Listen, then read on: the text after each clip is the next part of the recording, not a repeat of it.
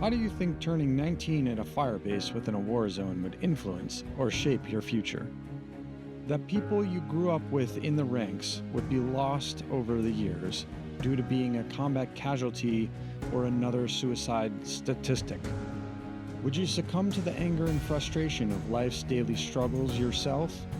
Or would you find the courage to face your traumas and find purpose in becoming a better version of you? Would you then share this drive with others and reconnect with the ones that you had served with in the past years to fill a gap in the leadership connection that had been left vacant?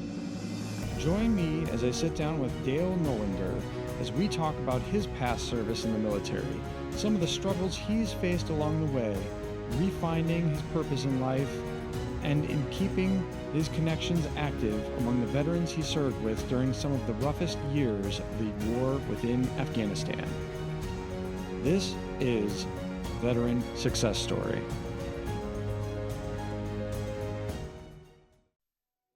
Welcome to another episode of Veteran Success Story.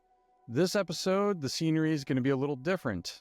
The episode was conducted a little different as well, and ultimately is where I want to head with the show. But to explain, Morrison House open up their doors and let us do a recording there. The views that are expressed within this particular show are not those of that hotel group, but they were gracious enough to be a host, and we did an on-location interview with Dale Knollinger. And you're going to see back here behind me, if you're watching on video, the Devil's Playground by Andrew Bragg. And the reason why that's there, and it shows up in the episode as well, is that Dale was one of the men of 2nd Platoon Charlie Company 2508 of the 82nd Airborne, fighting across the river from us within the Argandab River Valley. So my book as well as his kind of tie in on this one, and really this interview is unlike any of the other interviews that have happened so far, and in that way is that Dale faced a lot of the same things, or a lot of the things that a lot of the guys post-deployment face. Life kind of, those strings were pulled, the stresses from deployment hit him pretty hard, and his struggle and the journey that he's been through, he wanted to share it with others. And this is just a very vulnerable and open episode, and one that it needs to be heard. Quite honestly, Dale's been through a heck of a lot, and he continues to stand and put forward efforts for his guys out there, and really has been, the example of what somebody that moves forward from a unit like that, and a unit that was hit like that over there, and taking care of the guys and making sure guys are okay and keeping guys connected.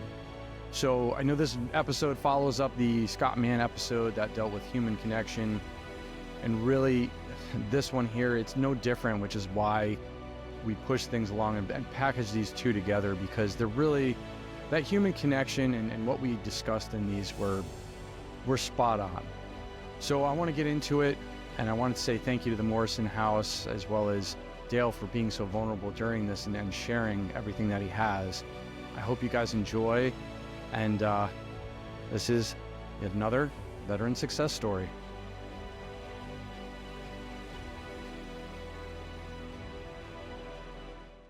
So today on Veteran Success Story, I've got Dale Knollinger, another in-person interview. We're doing it down at the Morrison House in Alexandria, which they were kind enough to section off some room for us. But Dale, man, it's great to have you on the show, man. It's a pleasure to be here, man. I can't wait for this, and I'll look forward to diving in. So just for background, I know we got two books back here. I always have, for the most part, mine up in here, but Devil's Playground. We were on essentially the same deployment, just two different companies. You were with Charlie Company, well, 2 Charlie, and I was with 1st Platoon Bravo Company. So this whole thing is just coming to a head, but I think it's awesome that we're starting to do things together in that way, and crosstalk and whatnot. I know Bravo is a little bit of a different beast, and 2 Charlie again, you know, for anybody out there, I hope they read the book and stuff and see exactly what you guys face and what we faced across the river from you guys. But honestly, I think that through Andrew and anybody that's watched, it's the first episode that's out there. And crazy enough, and we were talking about this before, is that you sort of inspired this podcast in a roundabout way. You know, I know that it was you who reached out originally who had said, look, I've got a guy that I was deployed with, and he's writing a book about this too. And I know that you've got yours coming to a head. And, you know, I got to put you guys in touch. And from there is kind of like where case maintenance stuff came about through that. But I think the difference with the Devil's Playground and what we've talked about there is that you guys, to Charlie's been so tight through this whole thing. And that's just blown me away on that, to where Bravo Company, there was another book that came out, you know, the one with Kessling, Bravo Company, aptly named. Yeah. But there was a little bit of a rift that was forming there because guys were concerned that it was an outsider writing this account about everything that had happened to us overseas. And I know that had been something that you guys had faced at one point. And that you guys were tight enough to be like, look, we're not letting this to an outsider. We need to tell this story. And to where Bravo Company, some of the guys opened up to Mr. Kessling about that interview and whatnot. You know, you guys right off the bat, right off the get-go, were like, this is a Charlie Company story. It needs to be told by two Charlie guys. And you were really, what it seems like, everything that I've heard from Bragg, and I've heard him say it on other podcasts and stuff before, is you were the glue, is the exact words that he said. You were the glue that held the platoon together and still continues to do so. I mean, you even helped him out on the book tour and stuff, which that's really the main thing that I want to touch on today. You know, I want to go into you and your life like we do with the different episodes, but really uncovering and inspiring other people is what this kind of this podcast is about. But how to get others to be able to create those connections again within their platoon and create those connections with the guys that we really like. That's what matters. You know, it seems like that's what drives you in a way. I know that's what drives me, is I see other guys out there and I'm like, how can I help other people out there? And you are doing it, and you've been able to kind of be that glue, and you were almost that the logistics guy back home. Hey, Andrew, you got to talk to this guy, track him down, he's over here. Yeah. And you're running that. But, you know, thanks for coming on. Thanks for, you know, I know this has been a long time coming.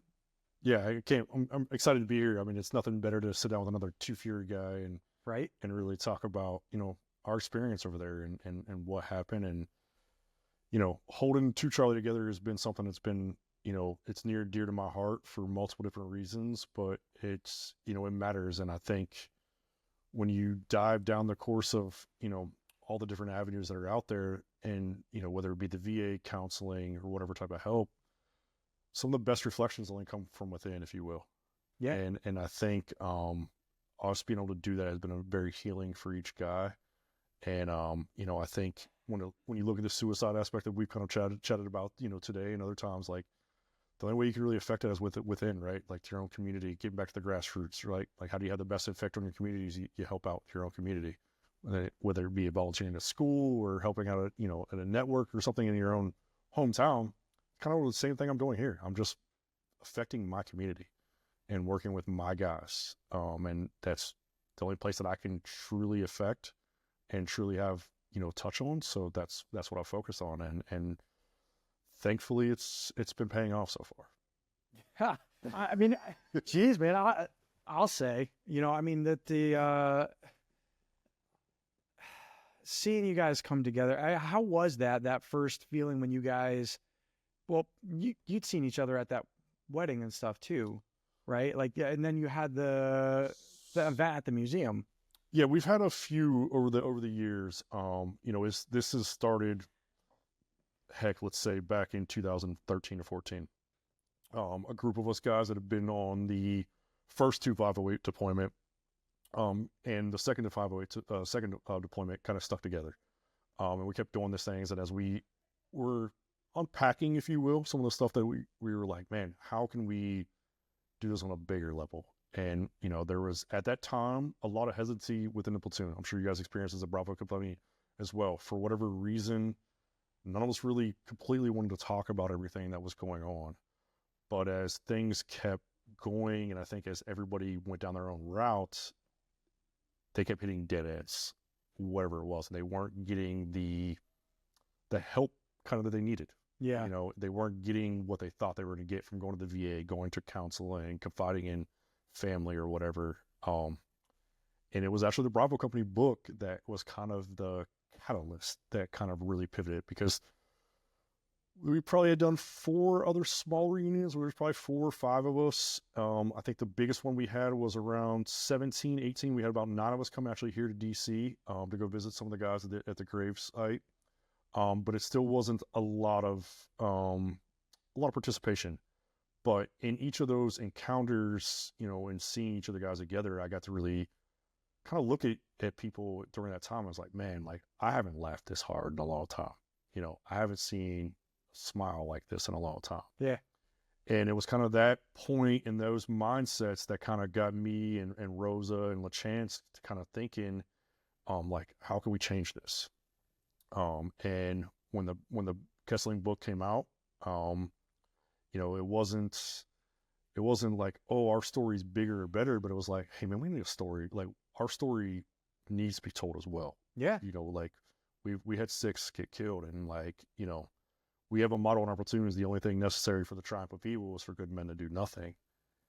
And it took Bragg to doing something, you know, so that evil wouldn't prevail. And when he said, you know, when he stood up and said, hey, I'm going to do this, you know, I said, how can I help? And having that influence and being able to say, hey, like, let me reach out and let me be the one that broker the calls and, you know, kind of be the pivot point was special to me. But it was also getting my goal together, because of those small reunions together, the only thing I want is to see all of the men that stepped through to Charlie in a circle together, because there's been no powerful healing in my life than being around my brothers when it comes to that trauma and those things that affected us. Yeah. Yeah. No, I mean, and that's the people who've been through that stuff together. You know, I've experienced the same thing. Like, we're just talking about it around the corner there, is that, like, we have that instant report. It's built in. If you've been through this stuff with these guys, there's a different part of you that just, it's there. It opens up. You have that, there's no barrier, Exactly. you know, to talk about this sort of stuff. And it's just natural. Like, you know, hey, I'm going through this stuff right now. And really it's, where someone won't open up to a VA counselor or a therapist, you know, with their guys and stuff, though, it's not there. You know, that barrier to talk about that exists within their head, it's just not there. Oh. They open wide up about it. And it, you know, I mean, me and you, this is the first time actually meeting in person. Yeah. We've talked over the phone a few times and everything, but it's kind of weird because I feel like we just instantly got right into it. You know, it's the trust factor. It's the trust factor. Like, you just hit on, like, there's not, you know, you go to anybody, if you will, and you think that they got an agenda. Mm-hmm. And maybe they do, maybe they don't. But you think that your information is going to be told to somebody, what you say is going to get your, you know, weapons removed from you, whatever it is that your preconceived notion about a doctor. You don't let all the barriers down. You let them know the surface level problems, you know. But when you sit with a guy like me or you, and it's like, I got this going on. Yeah. You know, this is what's really bothering me. This is what keeps me up at night. That's where I think you really start to tackle the problems and start to understand, like, I'm not alone in this. You know, I'm not sleeping well. You know, I'm drinking too much. You know, I'm indulging in this or that. And it's like, all right, man, like, you got a problem.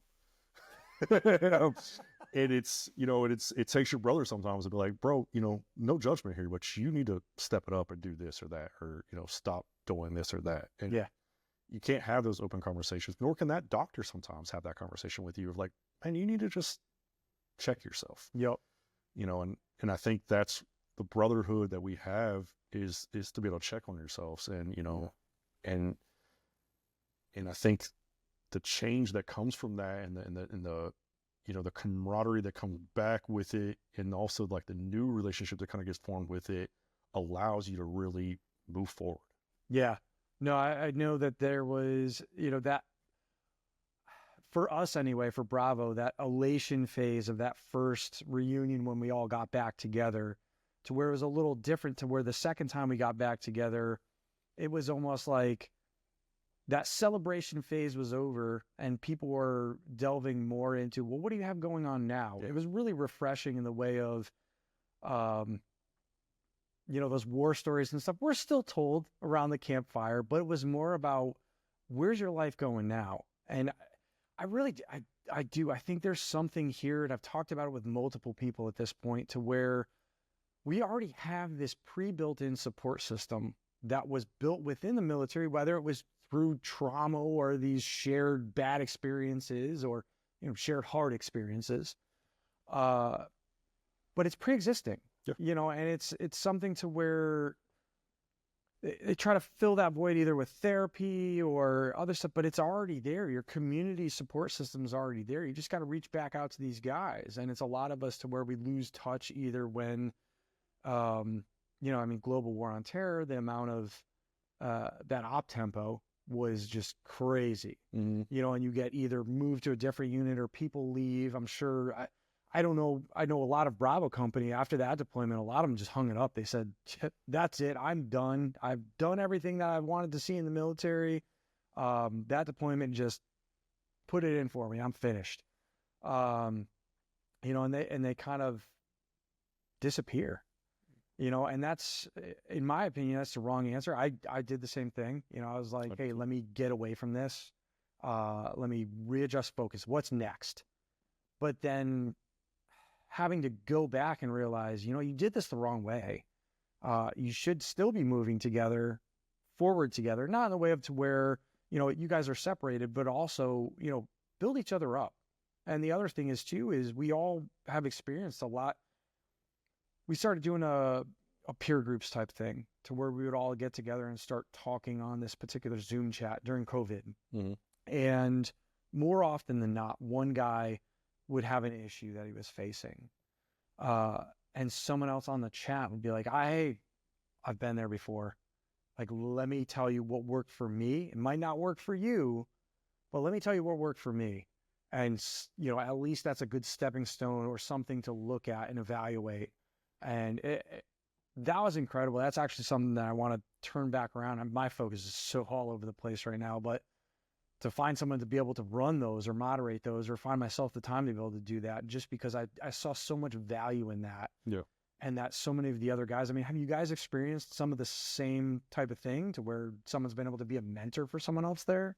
100%. I think literally some of the same points that you just said. Our first reunion was when Carlos Santos' son got married, and we got back together. And the origin story, like you said, I picture ourselves as like the college football team that went to the national championship. Like, we got to do our job at the highest level, right, during that deployment. Yeah. So that is always going to be, like you said, the origin story in the conversation piece. That's what we're going to fall back on. And that's great. But through these last couple reunions that we've had together through Colorado or guys at Bragg, we're starting to now more have like, what's the kids doing? Like, oh, your kids are in soccer, right? Like, what how's your son doing? Yeah. And stuff like that. And you're starting to see that. But to the calls aspect, we're seeing, guys go on the call and it's like, hey man, I'm having problems with my wife at home. I'm having problems with my kids' learning development or something like that. And this other guy's like, hey, I've went down this road before. You need to go talk to your kid about an IEP or something like that, because life happens for all of us, right? And you don't know what segment you're going to get yourself into until you're in that segment. Yeah. And needless to say, there's normally someone else in your own community that's went down that road. Divorce, job, losing your job, whatever. It all hits us. Like, we're all humans, and it hits you at a time that you're not expecting it. Life never happens on the page that it's supposed to happen on. Right? Like, it just ever. So there is someone that, like you said, they don't have the same, no one's story is the same, but everybody is going through the same stuff. Yep. In some way, life. And it has all affected us in some way, because you think that, I think especially in our case, that we went through so much, and that like your mindset hasn't completely left there. No matter what you think, it hasn't completely left there. And you're like, well, this happened to me because of this. And it's, no, this happened to you because of life. Yeah. It didn't happen to you because of this. It happened to you because life just happens. And it's, how do you pick yourself up? Well, I don't know sometimes. Yeah. You don't know. I don't know. But my buddy went through this 30 minutes ago. He knows. So there is a lot of that. There's a lot of, just, I guess, navigating life together, if you will, is a good way to put it. Like, we're all in a place now where we're professionals of some sort. We got kids, a family of some sort, and it's like, how do we all move through this? Yeah. And understand things, and, how much of it is me and versus how much of it is just life. That's, and that, yeah, this sounds cheesy and stuff, but that is literally, I started hashtagging stuff through the campaign and stuff through this and through Veteran Success Story is like stronger together. Yeah. Because it really is. We're stronger as the unit that we used to be, or stronger as a unit. Yeah. Everyone has a different perspective to offer. Everyone has something to offer. Even the lowest Joe on the totem pole, there's something there, some perspective there to where they see it at a different angle than you do, or they've experienced life in a different angle to where they can help someone else out through that. Okay. It was the first, for me, it was the first call when Bragg, put his hand up and said, "I want to write this book about us." And we hopped on a call. And one of the things I like to do on some of the calls is like just go around the room. If there's someone that hasn't been on a call in a while, or a group of people, go around the room and just who you are and what's been going on. So the very first call, we went around the room, just where you've been in life, what's happened, and there was a common theme. I mean, amongst, not everyone had experienced the same thing, but for the most part, everybody had been divorced. Everybody had been to the VA for something. Everybody had had substance abuse at some point in time, and quite a few of us have been running into the law at some point in time. So it was like, to what you just said, like, yeah, we've all went down the same path. Yep. And we're all hitting these dead ends, but now maybe we can close these gaps together and start figuring out a way to move through that path without it hitting so many roadblocks. Because it's like, all right, that guy hit that roadblock there. Maybe if I, take a right where he took a left, I can get around that roadblock. And that was kind of, it was telling. And now, now we're getting on calls, and it's like, hey man, like, this is going on. And then someone's like, hey, I had the same thing going on with my family a couple months ago. Yeah. I talked to you about this sideline. Yeah, exactly. And now you're having more, when we're getting on calls or in our group thread, I'm seeing more guys like, hey man, I'll reach out. I'll call you about this later. And, more guys are like, oh yeah, me and him talked about this. Yep. And that's what it's about. It is. That's what it's about. It's, you can't be too prideful. And I think, the one thing about the military is we're built up to be robots in a way, and we're meant to be these machines that bound forward and execute our mission. Well, sometimes that takes a lot of other stuff to execute the mission. And now the mission's life. And how do we make it through life? Mm-hmm. Yeah, no way.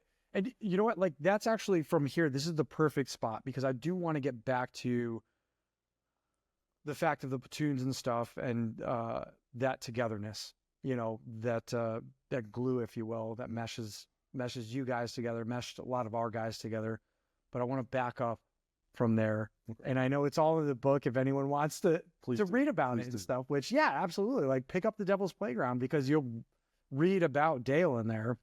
And I think Andrew did a fantastic job, even removing himself from it, and putting himself in that third person. I really do. I look at both of them, and I have so much respect for Andrew and what he did there. And I'm just like, I know I built mine for speed. Like, I was like, I need to get this story out there quick, but I love what he did in that book with you guys.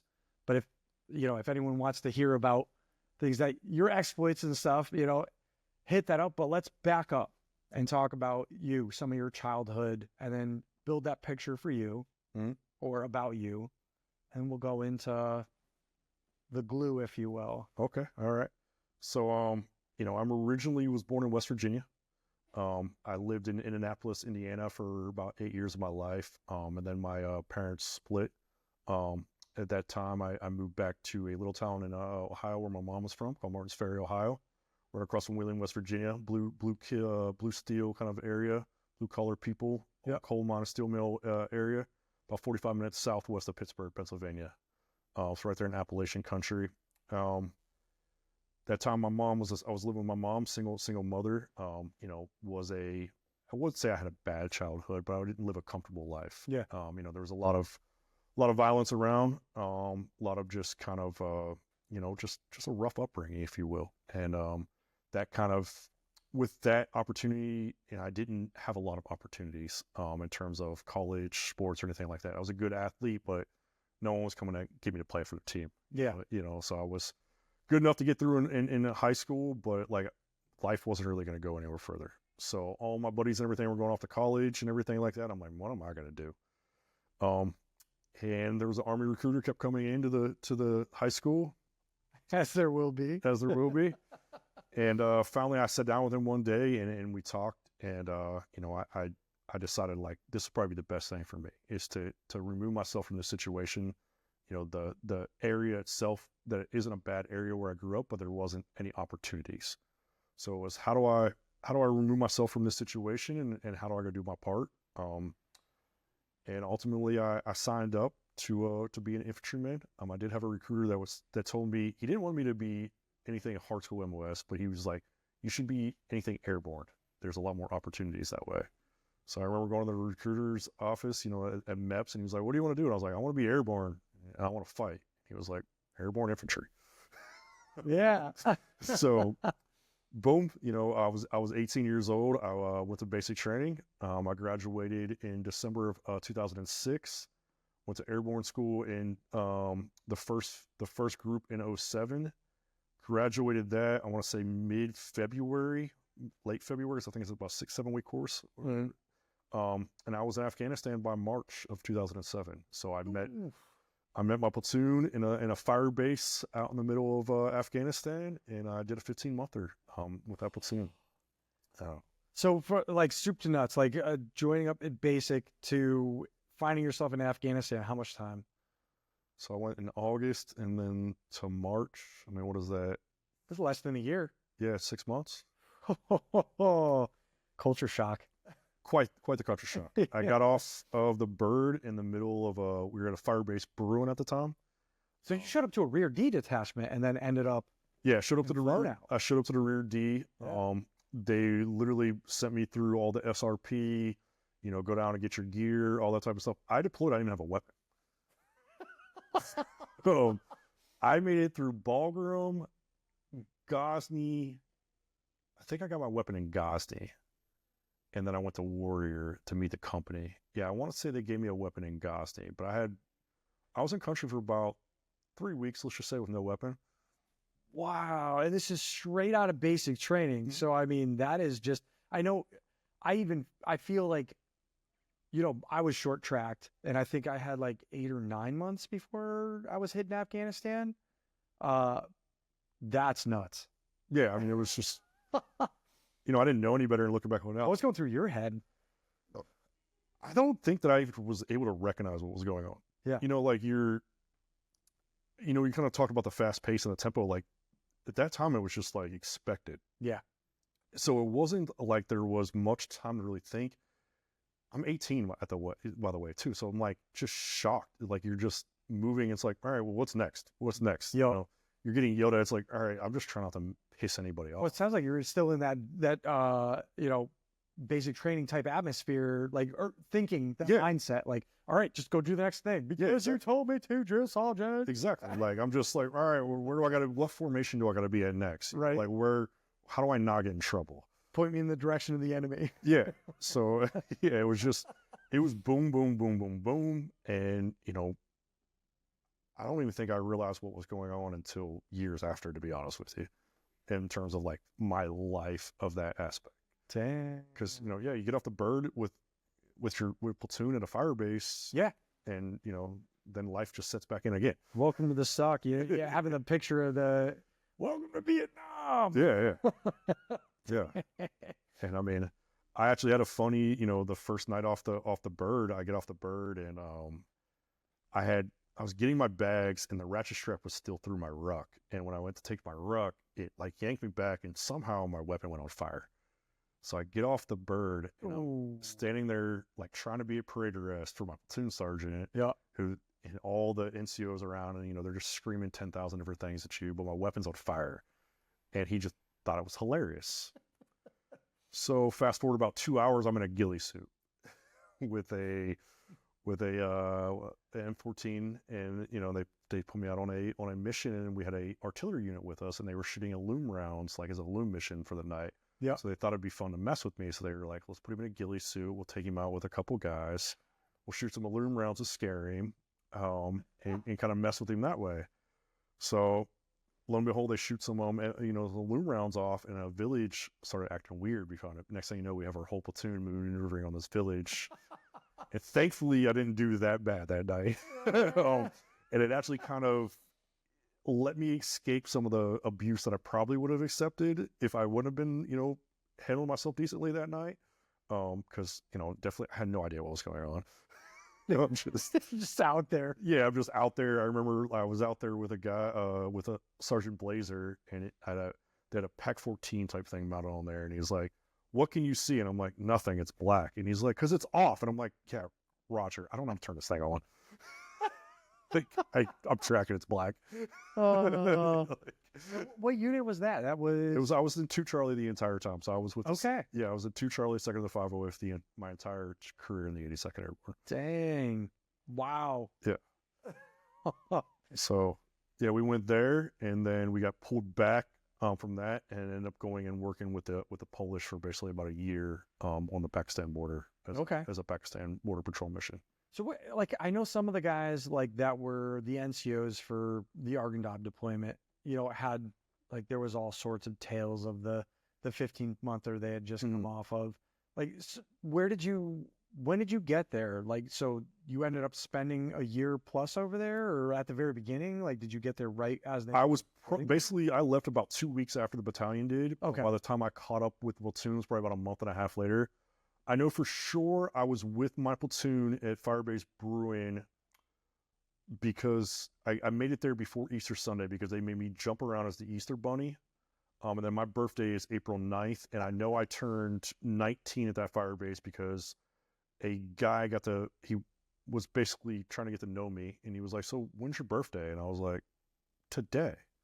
And I got pink bellied. I was just going to ask. Yes. They pink bellied. They pink bellied me after I drank a Gatorade round, a 105 round full of Gatorade. They made me drink that, then they pink bellied me.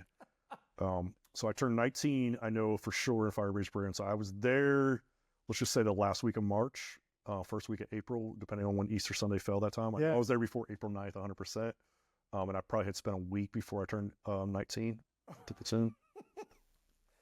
Oh man, yeah, some of the frat traditions and stuff. So yeah, for anybody who doesn't know, the pink belly is I don't know how many people out there are even going to be listening to this that wouldn't know, but you get your shirt pulled up, and I mean everybody just slaps your stomach, the amount of years that you are, and hence pink belly. But good luck trying to get away. Yeah, no, you can't fight it off.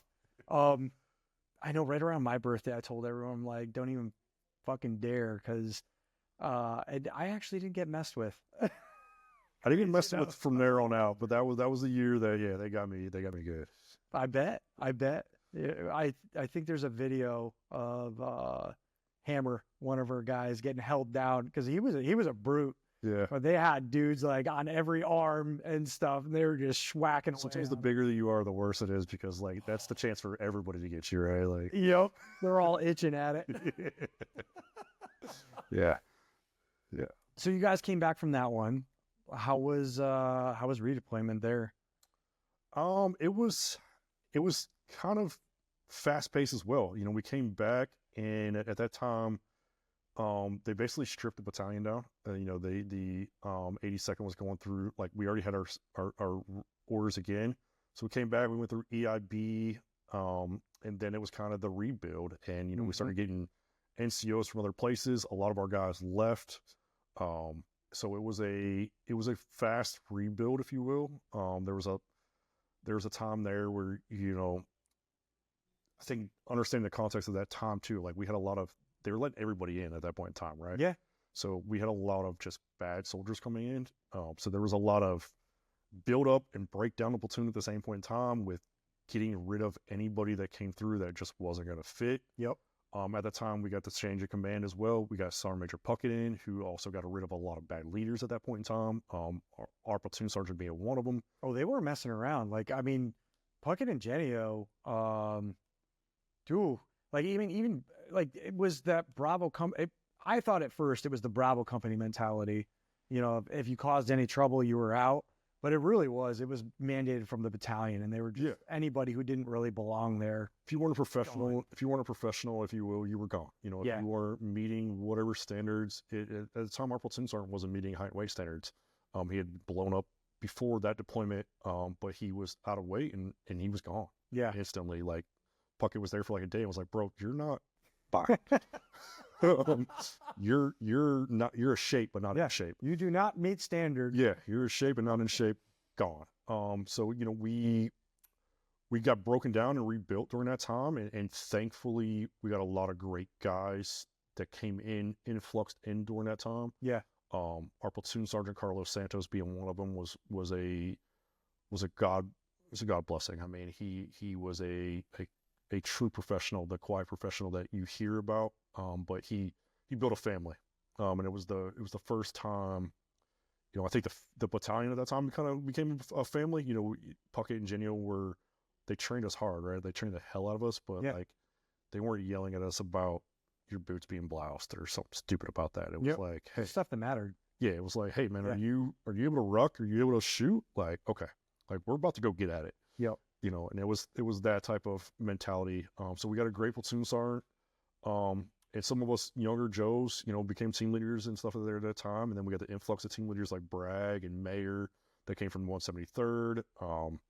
We had a guy, Bassar, that came from a striker battalion that was in Iraq that knew a lot of clearing houses. So we got a lot of different perspectives that came in the platoon at that time. And we were able to really create a family and really kind of gear up for the Argandab. Yeah. Now, and I know I was going through the ITC cycle and stuff. I think I had come back, or I had joined the unit 3 months after they had gotten back or so. They were just moving out of those old barracks. So our platoon was the platoon that we had a guy named Jeff Frawley, okay, team leader of mine. His father was the one that created the YouTube video. I was just wondering where that came from, if it was, okay. So that was Jeff Frawley's father was the one that created, you know, it was before YouTube or social media was really a thing. I mean, that's... Well, that hit pretty good. It did. Straight to the top. It went straight to the top. So we got back, literally, and there was a private first class Reedy who was, I want to say, he was in 3 Charlie, I want to say. It could be 1 Charlie. But he was the meme of the plunger. Yep. Sucking the poo basically out of the back drain, filling back up. So, you know, literally we got home from that 15-monther. We go to get into our barracks and we started flushing the toilets and stuff, and basically the floor exploded. Yeah. And his dad just happened to be there, videotaped it. I'm totally putting this in the footage. It went national, and before you knew it, that was right around the time when we got back. Was basically right before All-American Week. I mean, literally, Bush showed up for Bush was in our barracks. There was guys from ours that they were getting, you know, there was Secret Service guys on the roofs and everything, and there was guys from ours that were getting sent back and forth from NCOs, but one of them showed up and was like, "Oh man, how'd you get through here?" And I guess he had like circumvented the Secret Service crew. Yeah. You found a way through, but that's when he was doing the walkthrough. It became a big deal. Like you said, national news.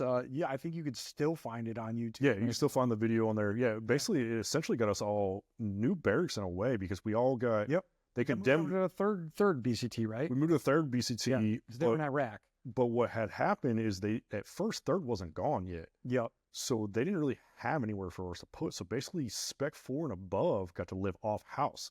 So everybody got per diem as if they were a married NCO or something like that, unless you were basically a private.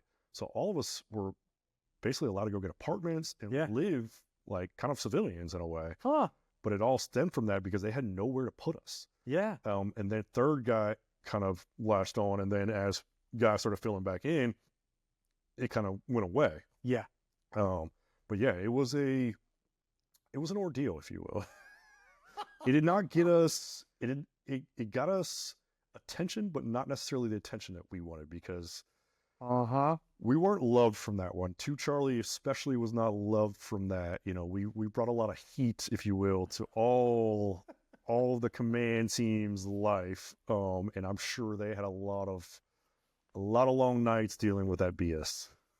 Well, I mean, anybody who's been in, you know, there was an incident, you know, and I guess this is the first time this one has been put out there in public, but there was an incident to where there was a shortage there was something with weapons, you know, and I raised a flag, but it was by calling my family, and then my family hit up one of the congressmen, and then all of a sudden, before you know it, a congressional, and so I know how that goes. Like, they have all this come down, and they're like, you know, there was even a kid in my basic training to where he had, I think it was a cousin or something of his that was in Congress, and he somehow snuck out during the night and called him on the payphones, called him collect.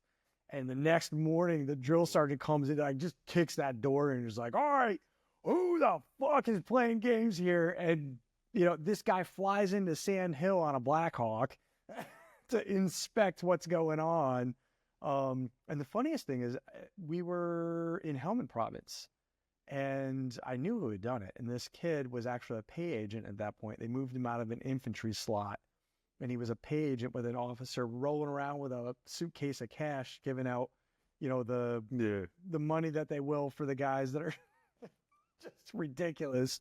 But I know how they treat, you know, which is, again, why I went through my parents. You know, they couldn't exactly pin it on me. They had an idea, you know, but yeah, congressionals, they don't like that. No, it was we kept that reputation. Let's just say that. 2 Charlie became the bastard children, and we stayed that way. Our first sergeant hated us, and probably still hates us.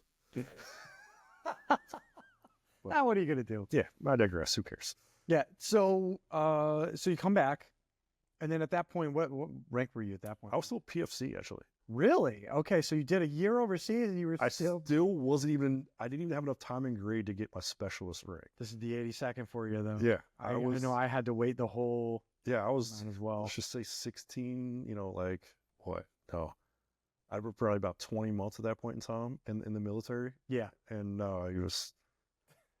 I remember being at the 82nd convention one time, and old soldiers coming up and asking me if I had been broken down because I was, you know, stacked here, combat stripes here. Yeah.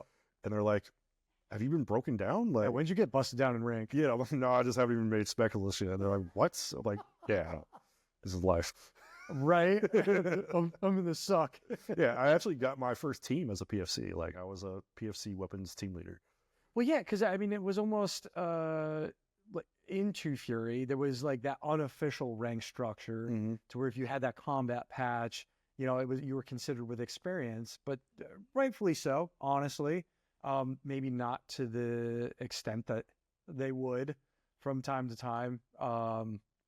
But yeah, there was the people with experience were definitely a different step than the others. Yeah. So I mean, ITC cycle. Yeah, went into the ITC, and then we went to JRTC. Yeah, and that's when we got the change of mission, you know, from Iraq to Afghanistan. Then we went back into the mini ITC. Yep. That Genio and Puckett created for us to kind of get us ready to go to Afghanistan. Yeah, with the mock villages and stuff on Bragg, and we were doing, you know, we really, you know, the aggressive stance that we were doing, a lot of that, the clearing houses to house. And then we ended up, you know, with that shift, doing some of the KLEs and those portions of stuff that I don't think I've ever seen any other time in the military, at least during my end of service and stuff. They really pushed. There was a lot in there. It was really jam-packed in, but I don't think we had much of a break at all in training. No, I mean, probably by design, because I think they understood that they had a bunch of just, you know, savages, if you will, between the first and second, you know, deployment. They had a bunch of guys that were itching to go back, and they had a bunch of guys that were itching to finally go. So I think that was kind of by design, but I think it was needed. You know, I think it really was needed. In terms of just getting a unit to really cohese, if you will, and like understanding what you're about to go through. You know, you don't know the suck that you're about to go through, but I think, you know, especially in Puckett's case, like he'd been around the block so many dang times that he kind of knew what we were getting into and knew what kind of boss that we had that was going to get us into whatever he could get us into too. You know, we didn't have a commander that was going to find a cush mission for us, right? Yeah. You know, that's for sure. You know, Jedio was definitely itching to get us in whatever he could get us into, and rightfully so. He knew he had a bunch of good war fighters, but it's like, I think Puckett realized, like, I got to make sure these men are ready to go at every level. I mean, remember, he even had the team leader course that he threw in there and brought all the NCOs out to the field and just trained just the NCOs. So there was a lot of that top-down learn not just your position kind of training, but learn everything. Yeah, because you don't know what's going to happen. And I think it paid off in a way. Oh, it definitely did. Yeah. I mean, I was actually just talking with, and I know this episode's about to air, and by the time this one does, it had already gone off. But I was talking with Pat McNamara, and he was actually one of the trainers for one of the courses for that out there in the field. So they took all the NCOs and they were doing stuff to where they teach the NCOs, and then they brought it back down to us and ran some of those stress sheets and everything else. But that's where a lot of those the barrier training and where they were pushing strong wall. What was the two? Tiger Swan was one of them, and there was another course that they sent guys through. Yeah. Yep. And that's where all of that came from. And I thought it was pretty cool to talk to him about that, you know, or at least his experience as well. But to have that taught by the level of to regular Army guys, I mean, it's really the amount of training that they push down to us, the amount of, you know, I haven't seen much of that anywhere else. No, I think they were, you know, luckily both those guys had great careers and were very well networked. Yep. And they utilized their networking at that time to benefit us. You know, they benefited their men, and you know, it sucked while we were going through it, right? Like, no kidding. I mean, there was in the mini ITC. I mean, we did a 20-mile ruck in which I bled completely through my boots from rucking so far, but that got you ready for what the day-to-day 2 to 3 mile marches that we were going to be doing every day overseas. Was that one of the ones with the follow-on attack on the village kind of thing? Yeah, you ended at the village. Yeah. Essentially, we started at that the makeup fob that was out there in the woods. It was like the tent village. And I'm trying to think of the name of it too right now, because that Warrior was a Fob Warrior. I think it might have been. I think it was Fob Warrior. And you essentially marched. You know, you took your path. And there was basically ambushes and stuff along the way. Yep. And you had to basically get yourself all the way to the end. Yeah. And it took us about 20 miles that day with all the attacks and follow-ons and everything that you had to do, because it wasn't just like here's your mission. Here's your mission, and we got other missions planned for you, because that's life. You know. Well, I liked how they did that, because it was almost like what it was exactly how the real shit goes. You know, it's you know, point A to point B, you know, but then there's a follow-on, and then after that there's a follow-on. You know, and it's, man, why are we doing this? I'm exhausted, and like you said, I bled through this, or I'm freezing, and I've changed socks 3 times. Well, guess what? This overseas. Oh, now I get it. This is what we've been through this before. Now I understand, and I understand what I'm about to be going through. Suck now, so it doesn't suck as much later. Exactly. And it's still gonna suck, but it doesn't suck as much. Yeah. When it happens, because you're like muscle memory, if you will. Exactly. Yeah, exactly. Whether it's wanted or not. Yeah, wanted or not, it's muscle memory, and you're ready to go. And you know, thank both of you for what you did for our battalion, because you guys did get us ready, and it's unfortunate that they were taken from us, you know, and given to that guy, but it was, you know. Well, let's back up and go into that. So, you know, I mean, heading out to the Argandab, what both of these books are about, you know, and there's other books being talked about, being written. There's another book from the people that replaced you guys coming, the Sons of the Argandab by Joseph Fontenot. Fontenot. Yeah. I know I messed up his last name one of the other times, but I'm still waiting to go through that. I know he sent me a copy, but it's been. I'm working my way through right now, and it's a story. Yeah. Oh man. I mean, I just know with what we faced out there, and then seeing the 101st guys coming to replace us, and seeing some of the things that we did, and recognizing and being like, man, like, hey, this is what you need to plus up, and this is what you need to watch for, and hey, watch this and that. And I think a lot of the guys, I don't know if it was the same for you, but there was most of us when we had the secured transport out of there and stuff. A lot of us emptied out our med pouches and stuff. And I'm trying to think of the IFACs. And we took the tourniquets and everything else. And I was like, yeah, man, you guys are going to need this more than we do. Yeah, I remember telling them, like, you put them in both pockets here, you put them in both pockets here, strap them to each other's backs. Like, yep, you can't have enough of those things. Yeah. Well, that was TCCC that was doing a lot of that, to where there was a tourniquet in every pocket, and just because that's we don't even strap them. We always had them strap them like on our guys' backs. Yeah. So if you come up, you just rip them right. The next guy rip them right off the back. Yep. Yeah, smart way to do it. Yeah. Yeah, exactly. The rubber band trick. Yep. 100%.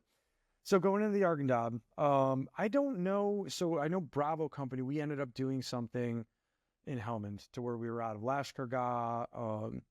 Where did Charlie end up? We ended up basically right outside of the Argandab in Panjwai. Okay. So that's right there, kind of right in on the corner of Kandahar as well. Panjwai was actually was another hotbed in Afghanistan, but we were kind of living the infantryman's dream. We were living with the Canadians. We were attached to the Canadians. Yep. And we were living at FOB Mason Gar. Yeah. And it was basically the side of a mountain, and they had 360 security around that bad boy.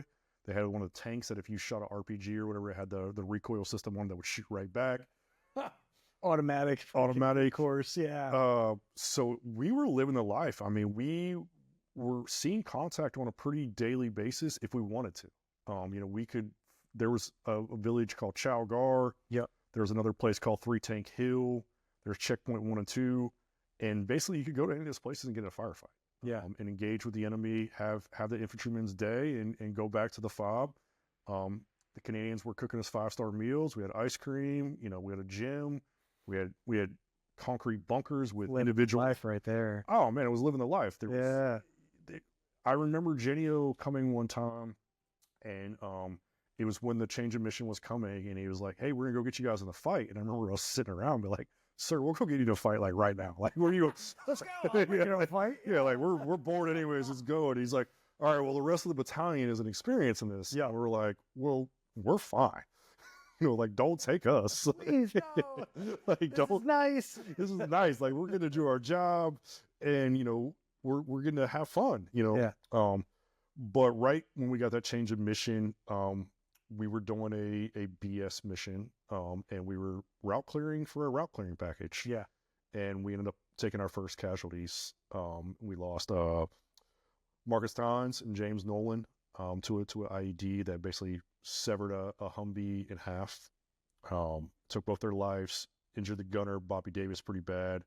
Ken Munoz and Young were in the back seats. They actually returned back to the fight with us in the Argandab. Mm-hmm. But we took our first blow right before the Argandab River Valley, which was, in a way, not a, I won't say a good thing, but it was a reality check for our platoon. Yeah, it was a wake up. It was a wake up call. Yeah. And coming out of that, our Joes weren't Joes anymore. Mm-hmm. The things that, as a team leader that time that I would have to harp on them about, I never had to say a thing about it anymore. They really understood that kind of echelon of what we were just talking about in training. They started doing that part. They started understanding my job. Yeah. And why I was saying the things that I was saying, and which allowed me to focus on the squad leader job, a platoon sergeant job, which allowed us to just be a more efficient platoon. There wasn't that nitty gritty yelling about the BS PCCs and PCIs. I didn't have to do that anymore. Yeah. Guys, they manned up, and if I spot checked them, they were glad to show me whatever they wanted to show me because they were ready. So it shifted our mindset to get ready for what was about to come. Yeah. We had a lot. that exact same thing happened in Bravo with the day after Christmas. So I mean, we had been in a firefight in Helmand before, and where you're on that high, it's like, hey, we got our training down, we're good to go, and then you lose one of your guys in something like that, or you hit a Moscow, and it becomes real. Yeah. For lack of better way to put it, like it becomes real. You're not untouchable just anymore. Realize like, whoa, this is what all this was about. This is the training. This is why they were so hard on us about this stuff. Okay, I get it now. And you grow up real fast. Yeah. Yeah. Yeah. And for the Joes especially, because all those that have been deployed before had kind of seen death in some way. Whether it wasn't in our platoon, it was with someone at the battalion, because the battalion had lost people in that 15-monther, but it wasn't home. When it hits home, it hits home. Yeah.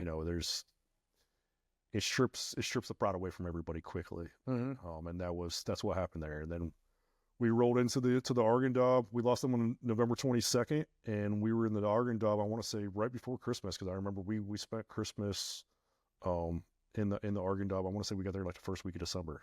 Okay. We all rolled in the same time. I was gonna say, yeah, like because I know Puckett. Talking with Puckett, we set up basically the battalion's mission. We set up like 9 or 12 fire bases overnight.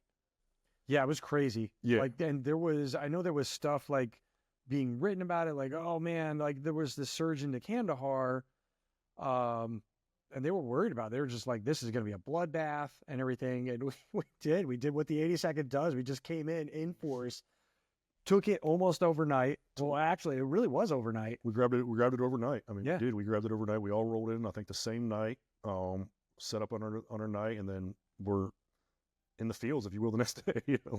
In our new uniforms, because we had the dirty UCPs, and we were out there rolling, and so we'll just say that was December 1st for the sake of arguing, and we were out there. We had the most northern. We were the furthest away from everybody, if you will. We were across the river from you guys. Yep. But we had the furthest north kind of outpost from the battalion. Yeah. Well, there was and I'd have to break everything down and pull it all apart. And I'm still working on some of that. I know, shame on me for some of it, because I've been slowly building the picture. I know it's been nuts. Yeah. And understanding some of the stuff. There's actually another author out there. He was a professor at the Canadian War College who wrote a 3-book series about the Argandab. So it was actually the shaping operations from the Canadians beforehand all the way through. And I'm trying to, get the time to be able to look through those, just because I know we were actually, we're under Genio, but I think the way that command structure went is we were under Menard during the beginning of, at least. I know there was a whole, like, that situation when things changed over, as we're right about at that point in the timeline to where things changed over, to where Puckett and Genio were removed.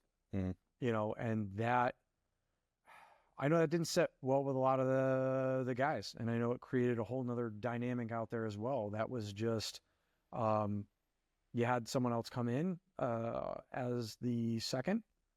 I know I talked about it in mine. I know one of the things that Andrew was just like, I didn't want to touch that situation in mine at all. I don't think, I can't even say that I know a lot about it. I know bits and pieces that I've heard from different people and everything like that. But to your point, the bow hit hard. Yeah. You go from a sergeant major and a battalion commander who you really felt like had your back. It wasn't that they weren't harping on you, but they weren't harping on you on the little stuff. And it's like, if you did something and you had a reason for why you did something, they had your back. Mm-hmm. You weren't getting away with anything, but if there was a reason why and it was justified, they had your back to the end. And, there was also things for us and to Charlie, when our guys got blown up, they were the first ones at the roll call and cast. Yep. They were doing the little things. When we rolled into the Argandab, they were on the HHC clips, coming out to the outpost. Like, what do you guys need? Like, they didn't care that we weren't shaved at that point in time. They didn't care how dirty we were. It was like, what do you guys need? We need generators. We need food. We need water. Tracking. Next clip out. There's stuff there. And when you lost those two and we got that guy, it was gone. There was no more, we got your back.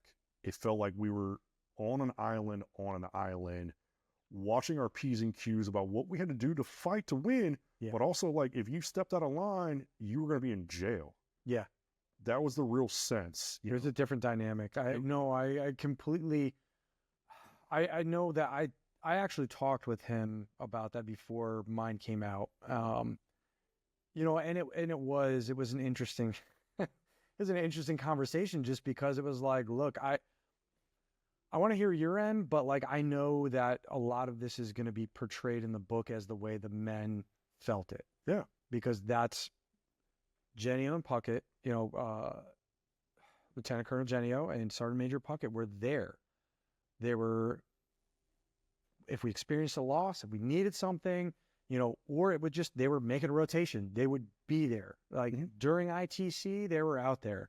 And I don't know whether the situation changed where we were, but I think the only time we saw Lieutenant Colonel Guy Jones one time, and it was during the incident with Staff Sergeant Brunkhorst. So where, I mean, it was kicked off by one kid hitting a toe popper that ended up breaking his leg, and then it just was one after another. There was Edinger after, and then Brunkhorst just disappeared. You know, it was the pink mist. You know, he hit a large charge in the ground, and they called in the dust one for that. You know, so I mean, it was just one thing after another, and that's when he finally flew out. You know, and it was like, what the hell's going on out here? And it was just like a complete different feeling. Yeah, almost like, why are you guys hitting these bombs that are in the ground? Like, why do you not know they're here? Yeah, I can't recall seeing him at our base one time. I know that, you know, the Sergeant Major Gooden came out at the time. He came out to do the Dog and Pony show after, you know, he took over command. And, you know, I'm not blaming him, but ultimately, like, his presence lost our platoon sergeant because we were forced to go do a Dog and Pony mission to go pick him up at a base, to drive him up to see us, to make sure that we were fit to whatever standard he had. And we drove down a road that was heavily IED'd to go pick him up because he couldn't walk 500 meters, or someone chose to not make him walk 500 meters because he was a sergeant major. Where, you know, I feel in my heart, if that would have been Bert, it would be like, F you guys, I'm walking. You know, like, yeah, he wouldn't even been out there doing the Dog and Pony show because he was already there all the yeah. time. You know, he didn't need to see us because he was seeing us as much as he could see us with other missions, routine missions. We weren't creating special missions for VIPs. You know, and in that situation, in that battlefield, you didn't have time for that. Yeah. There was enough going on already. There was enough missions for us going on already. We didn't need a VIP mission for someone to come check your guard towers and make you stand at parade rest for, you know, why he talked to you about what he wanted to talk to you about. I feel like we were shielded from a lot of that from Genio and Puckett because they had been there before. They were, I mean, really, essentially, they were war fighters. Yeah. You know, they were the guys that you want in the fight with you. Yeah. They're going to have your back. They've been there the whole time, and they know that stuff, you know, the uniform corrections and everything, where the idea behind it, the discipline behind it, you know, is the right answer. But in how it was being portrayed through them versus other elements of command was just different. Yeah. It was taken different by the men as well. It was big boy rules with them. It was like, you know, hey, like, guys, if we go back in garrison, you know, or you go to CAF, be squared away. But you're out here with us, like, got it, tracking, been there. You know, don't bring shame on the battalion, and I ain't got shit to say to you, right? Yeah. That was kind of their mindset. Like, don't make me look like to be a bad guy, and I ain't got to say anything to you. But it gets ridiculous when you have ISR in the sky, you know, coming around, and then you hear someone come over the radio, hey, Sergeant Major wants you guys to roll your sleeves down. And it's like, is that really what's important right now? Yeah. I remember having, like, you know, Echelon come over and it's like, why aren't your boots bloused? And it's like, let me take you outside the wire and step over one wall, and I'll show you why my boots ain't bloused anymore, because you're going to rip your crotch all the way down your leg and I don't have any pants left. Yep. That's why we don't blouse them out here. It's not that we're trying to be out of center. It's so we don't have any pants left. Yeah. And blousing them and strapping knee straps on knee pads on as tight as you can, that just constricts your pants. Yep. You know, we're stepping over 6-foot walls, jumping over them. Like, you need flexibility. Constantly. Yeah. So, like, it was that type of echelon. Like, why am I even having this conversation with you? Yeah. You know, I'm out here with whatever clothes I got as it is.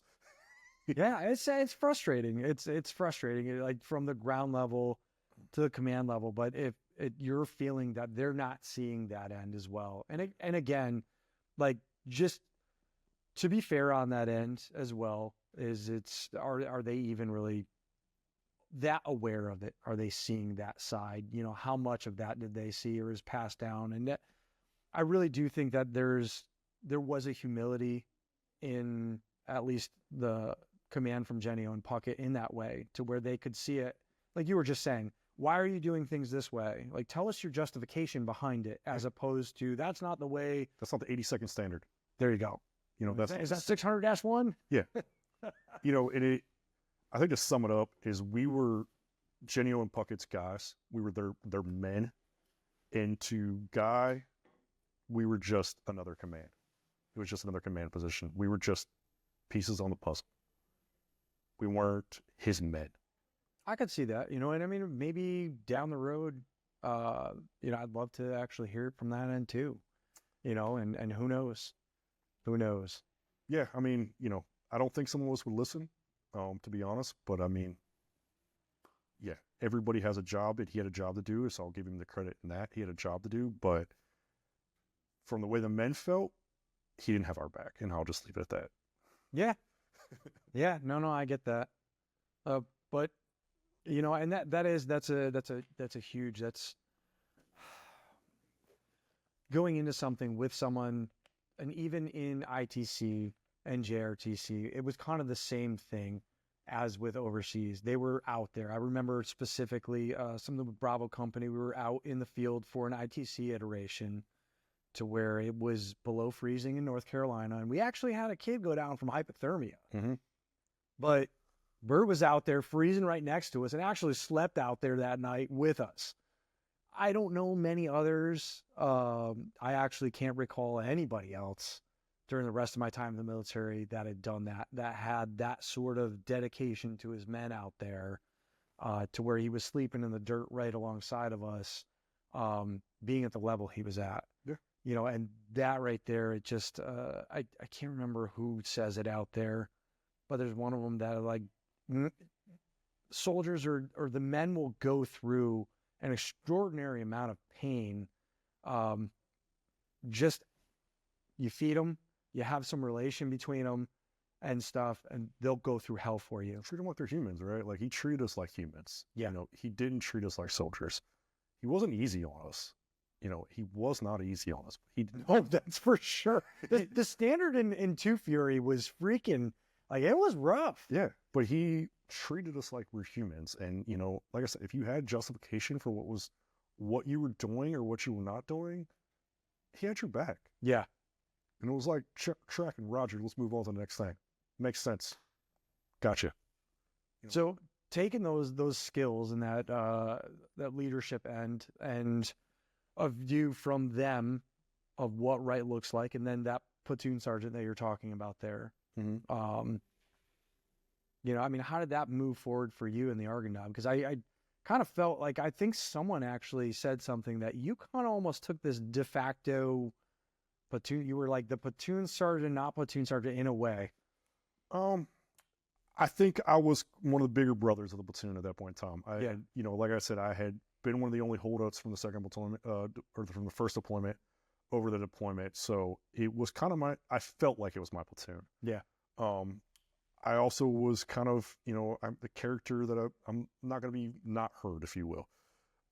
But seeing the transformation of what Carlos taught us to, and being a family, and how to treat each other and be respectful, and to not just say yes to say yes all the time, because the command's telling you, was something I think I really took to heart. And I think when we lost Genio and Puckett with losing Carlos, I got angry in a way, and I got to the point of like, I'm not going to lose people over dumb stuff anymore. And if that means I got to lose what's on my chest, I don't care because I'm getting out after this anyways. Yeah. You know, so in a way, I guess I kind of did take that position. I think ultimately Rosa became the platoon sergeant. You know, we got a platoon sergeant Cartwright who was he took care of us. He defected that top down stuff, but Rosa was the big brother because he was the weapon squad leader. He stood up to Fury. Yeah. You know, he came over from the 325. He stood up to Fury. So he was the big brother, and I was kind of his stepbrother, if you will, that was there to like enforce what he said and, you know, get on guys when they need to be get on, but also protect guys as much as I could. And I think, you know, thankfully my ego, if you will, my position at that time, I was able to do what I could for my men in the aspect of what I could control. And I wasn't letting them get in positions that was going to hurt them any further than what was already going to happen to them. So at the brunt of some of my own recourse sometimes, yeah, I probably said and did some things that I shouldn't have done for the Army, but I was doing it for my men. And ultimately, I think that's still why I have some of the respect for my guys that I have, because I didn't care what was being said or told to me. Mm-hmm. I was going to do what the F they needed me to do. Yeah, that's, I mean, the hard right over easy wrong. Yeah. Right? You know, it's, you could follow the letter to the book, but is that the right answer? You know, it's, yeah, I've met others throughout my career that were the same way. Yeah. You know, it's like, why are you this ranked? But like, you seem to be the one with the most experience. And it's like, well, he got stuck with a commander that, Yeah. you know, he told him how it was and he didn't like that. So he got passed over, you know, and that's, it's unfortunate and it happens. It seems to happen more than people realize. Yeah. But I was not a yes guy. You know, I would tell you how I felt very quickly. Very, very quickly. And that it got me in some trouble sometimes. But you know, I look back at my career now and I'm very thankful because, you know, I can pick up my phone right now and call any one of my guys and they'll probably answer the phone on the first or second ring. And I think that's truly the mark of a leadership position. Yeah. Oh man. You know, that's any one of those guys, you know, that shows up on there. I've got a bunch of them. I think it's anybody from that particular deployment is that I have them in that to where it rings no matter what, even if it's on Do Not Disturb. Mm-hmm. You know, just for, you never know, but also just that reason that it's like, if they're calling me for a reason. You know, and it's be there for your guys. Yeah. You know, and that's actually something that I tell other people out there too is, you know, have those communication lines open, touch base with them, even if it is just a small, how you doing or happy holidays and stuff. It does more than you think. I tell people, if you're thinking about them, text them. Mm-hmm. If they pop into your mind, what does it stop you from saying, hey, what's up? How you doing? How's the kids? It doesn't have to your point, it doesn't have to be a purpose. Yeah. Just, hey, I'm thinking about you. And maybe that sounds corny or, you know, like I'm reaching out to my girlfriend or something, but, you know, it's like, sometimes that's all that person needs. And you don't know what is going on the other side of that phone. Yes. And if they're in your mind, there's probably a reason. You know, like, I'm not religious, I'm not anything like that, but I do believe in there's spiritual higher powers, and I believe that energy is a real thing. And if they're in your mind for some reason, and if you don't take that opportunity, you don't know what may happen. Yeah. It could be, you could have been that person that could have texted them that stopped them from doing something. Or you could have just been that person that they're having a bad day. Yeah. You know, and maybe that stops them from going home and fighting with their wife that prevents a divorce. You don't know what you're doing. You don't know what you're doing in the time that you're doing it, but if it's in your mind, do it. And if that's anything that someone can take away from this podcast and me and you talking, it's just, there doesn't need to be an agenda. There doesn't need to be anything other than, what's up? Mm-hmm. How are you? Yeah. Like, what are you doing? And that's all. We're all trying to do the same thing out here and get through life. So ask how their life is. Yeah.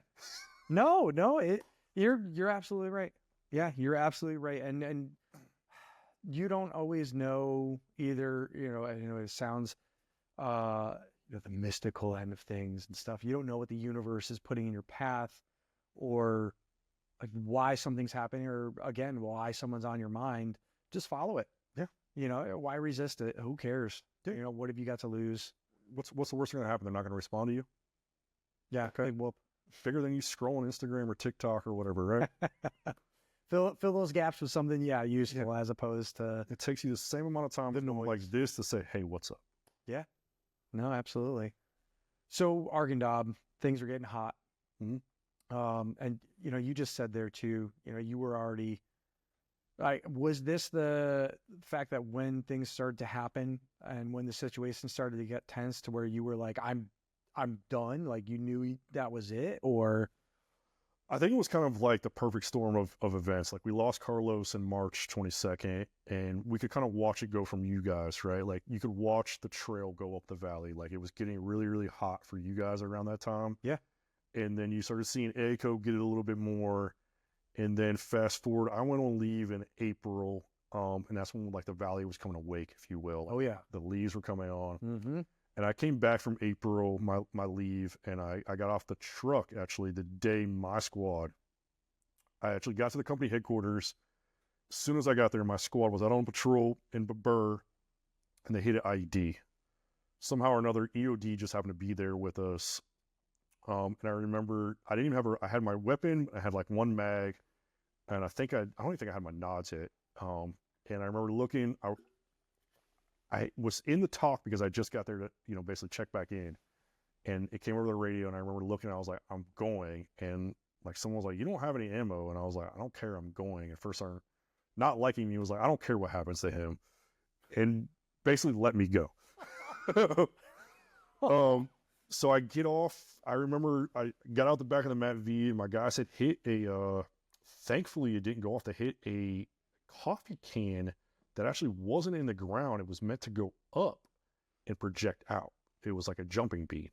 Huh.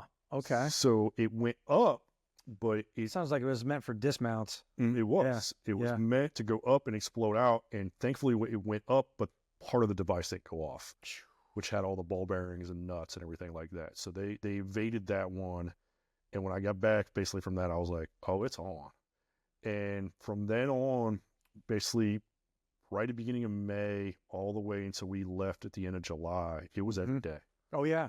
It was every day of some sort of, we're either hitting an IED, we're finding IEDs, we're getting shot at constantly, we're reacting to the other platoon getting shot at.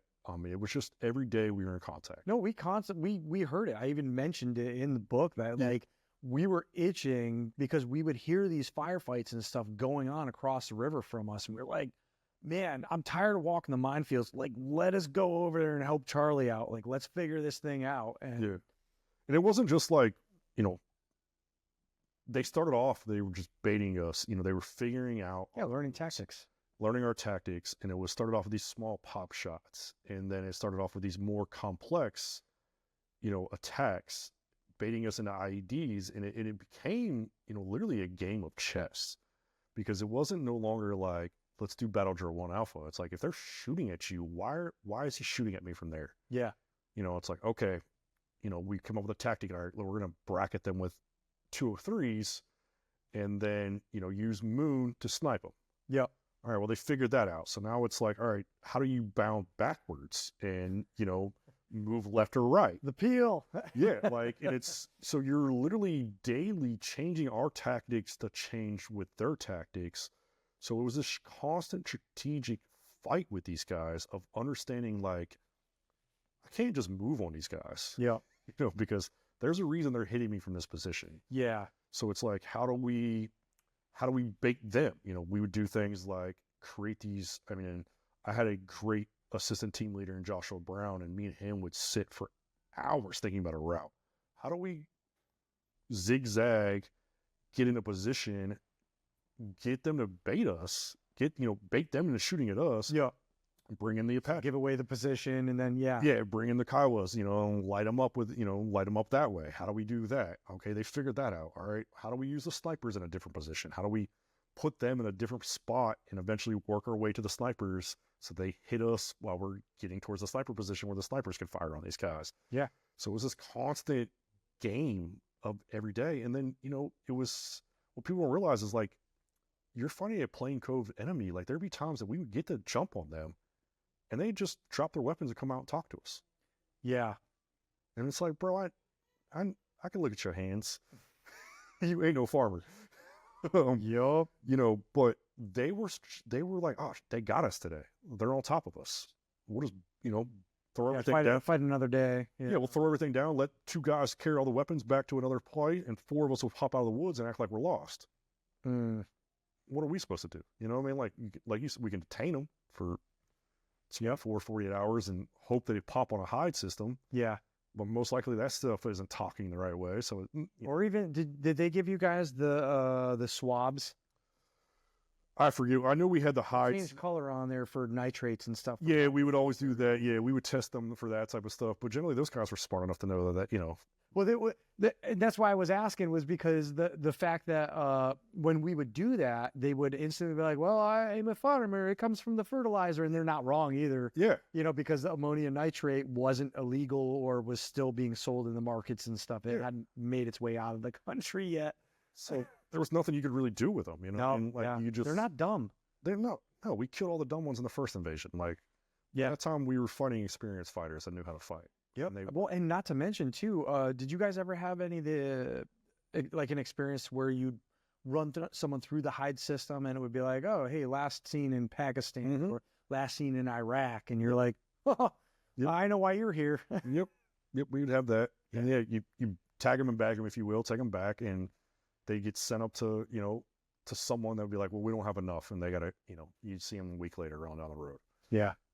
I mean, we did it all. We captured motorcycles, and we tag the motorcycles, like take them back, hold the motorcycles, put GPS chips in the motorcycles, which also led to some of the ODA guys and stuff doing some big hits in the Argandab, because you could track people around Kandahar and everything like that. But it wasn't like we were having that direct effect.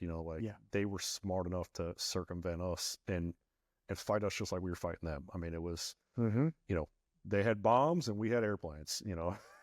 Yeah, no, but to be able to run, especially with such small numbers, run an effective campaign, an effective military campaign against a modern day fighting force with what they had, that's crazy.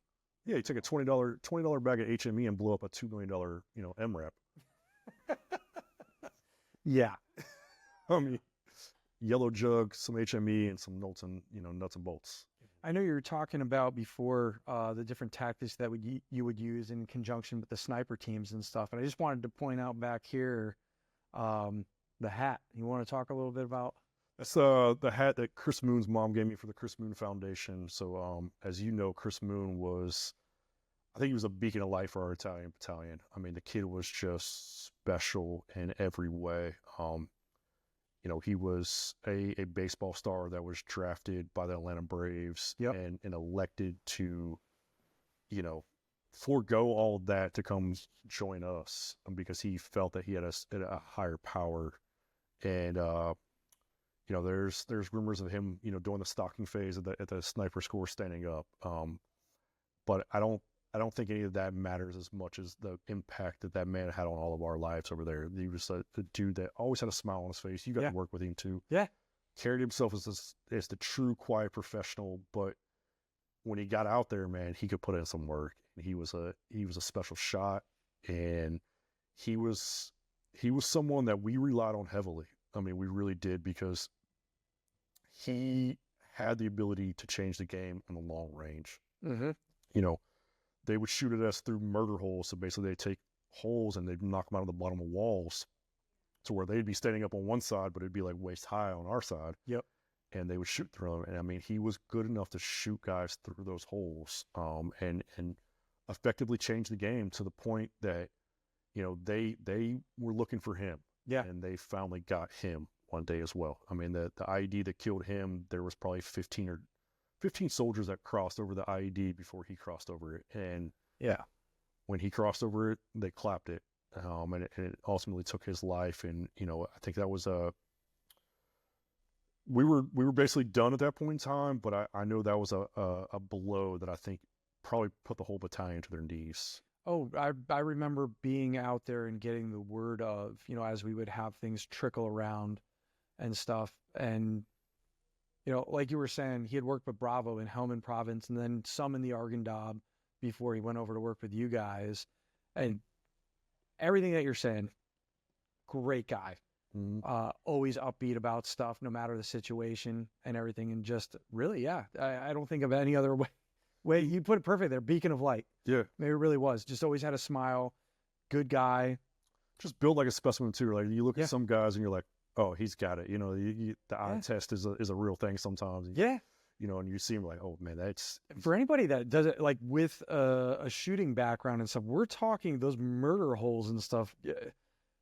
6 to 8 inches by 4 to 6. yeah, enough to get a barrel in there and traverse it, because that's all they do is stick their gun in there and traverse it. But to hit that at distance, you got to be good. Under a firefight, Really good. yeah, in a firefight with extreme stuff going on, yeah. And I mean, he did it on more than one occasion. I mean, and I've watched him shoot a dude off a back of a motorcycle, a motorcycle moving. He dropped the guy off of, and I mean, he saved a lot of our lives.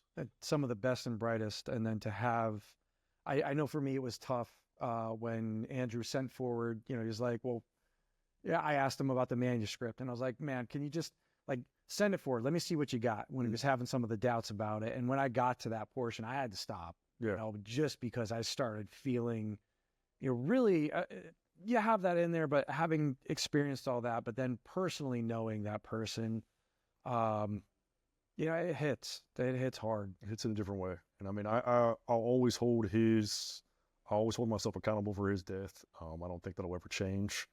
And it touches. It's, you know, losing anybody sucks, but when you really lose that guy, if you will, or, you know, that the person that has it all and you can tell can do it all, but doesn't care, you know, just wants to be there with it, I think it hurts a little bit harder, right? I mean, the saying "the good die young," that really is a real thing, because it's like, sometimes, why wasn't a guy like me? You know what I mean? Like, why wasn't it, you know, another a-hole, something like that? You know, because you lose the good ones, and he'll always be one that, you know, I'll hold responsible myself for.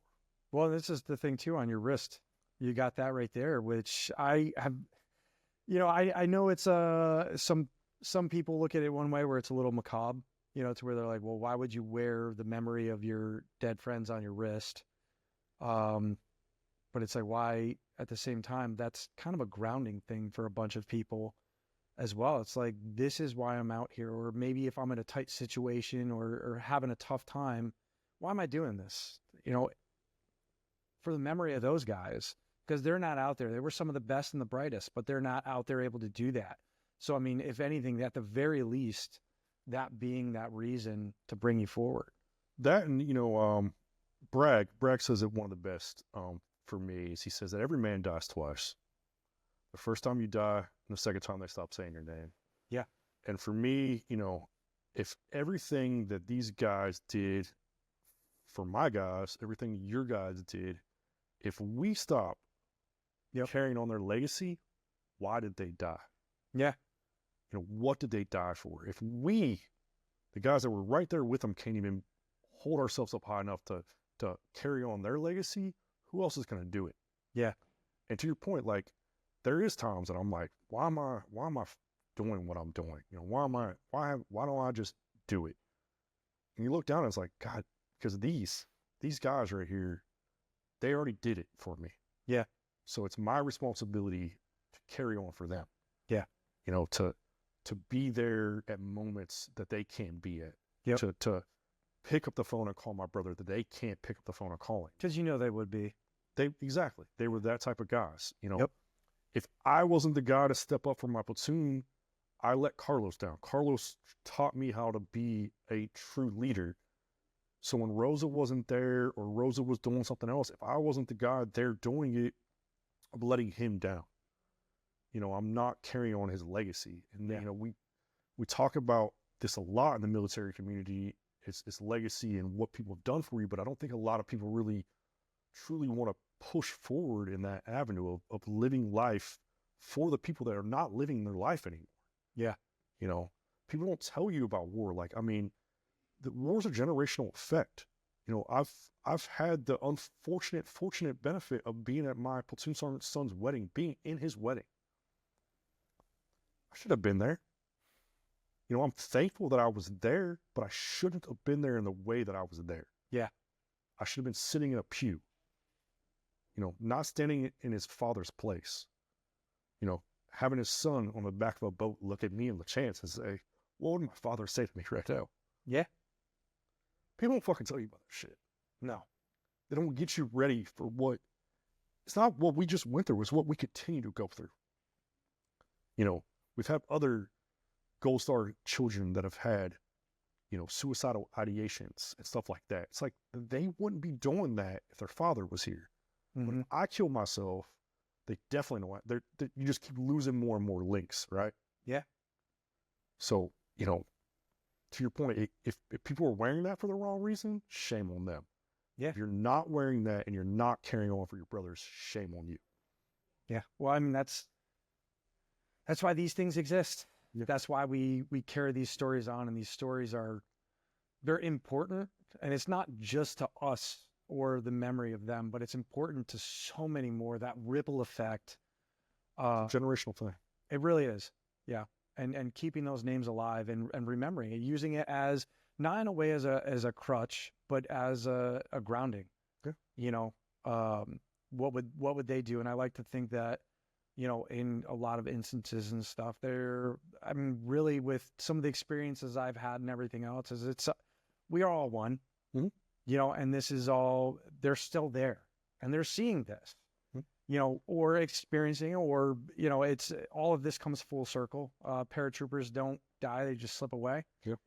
Kind of thing. But, you know, these stories are important. It's important to be told among each other, told to other people, and important to learn from. 100%. You know, and, you know, I'm glad you're one of the ones out there with that type of retrospect on it, or that type of insight, as opposed to being someone that stands on it like a platform, you know, using it to their own gain. You know, that's actually one of the things that we were talking about before, that I found really respectable of the two Charlie guys, is that, you know, you had been approached by other people before about your story, and the bulk of you sat up and said, no, this is our story. Like, it needs to be told by one of us, or it needs to be told in a certain way. We don't know what your agenda is. In seeing how many different things out there do hold an agenda or a narrative, and truth belongs out there, not a narrative, or not a something twisted to someone's own gain, or to be used for personal gain. This is that universal truth, and it's solidified, and it's something that happened. It's something to learn from, but it's also something that grounds a lot of other guys. That person didn't die in vain. Mm-hmm. It's not something to stand on and you know, I was there when this happened. No, you might have been there when it happened, you know, but you're integrating that into like what you're doing now. Yeah.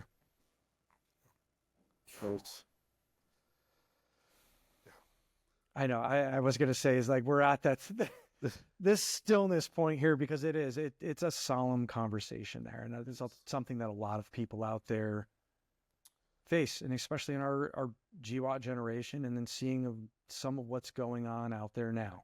Yeah. It's hard to trust people. It's hard to understand, you know, everyone's story.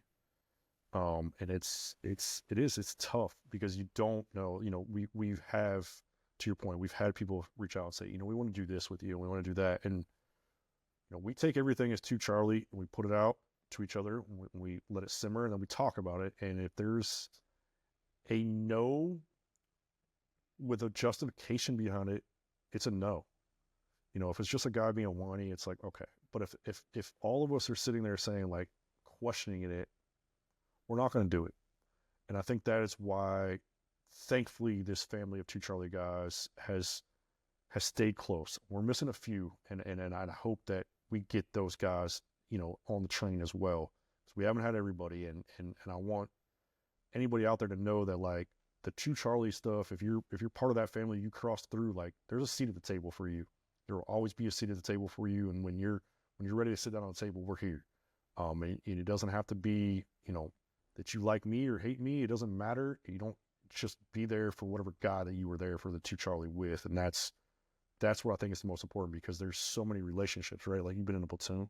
There's so many relationships with a platoon, and to sit in a room with all your fellow brothers and watch them smile and laugh and carry on is, you can't put a ribbon here. You know what I mean? Yeah. You can't put some V device on my chest and say that means something. That is what means the world, is watching the camaraderie, watching the brotherhood, and just watching guys laugh.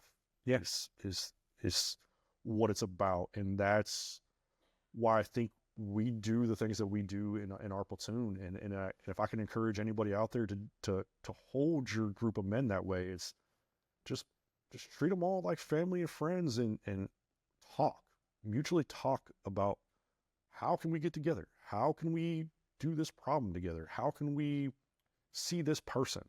Yep. And guys will catch on. If you're doing it collectively with, like you said, without an agenda. Yeah. Because guys are going to sniff out an agenda. Oh yeah. You can smell bullshit. Like, that bullshit meter goes, woo! Yeah, you just sniff it out quickly, right? Like, and it doesn't take but one time of you throwing some BS up before someone's going to call you out on it. Yep. And guess what? There's no rank anymore.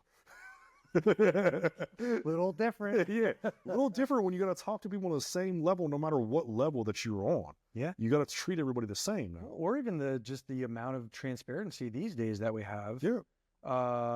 You better watch out, because somebody's always watching. Exactly. So, I mean, that's what I think we hold near and dear. And I think it's why Bragg was able to do what Bragg was able to do, and go around and visit so many people and be welcomed into the homes. And, for me to be able to catalyst some of the calls and help bring us together, it's taken all of us, And that's what I wanted to go into next, actually. I know we kind of like naturally almost got there. Yeah.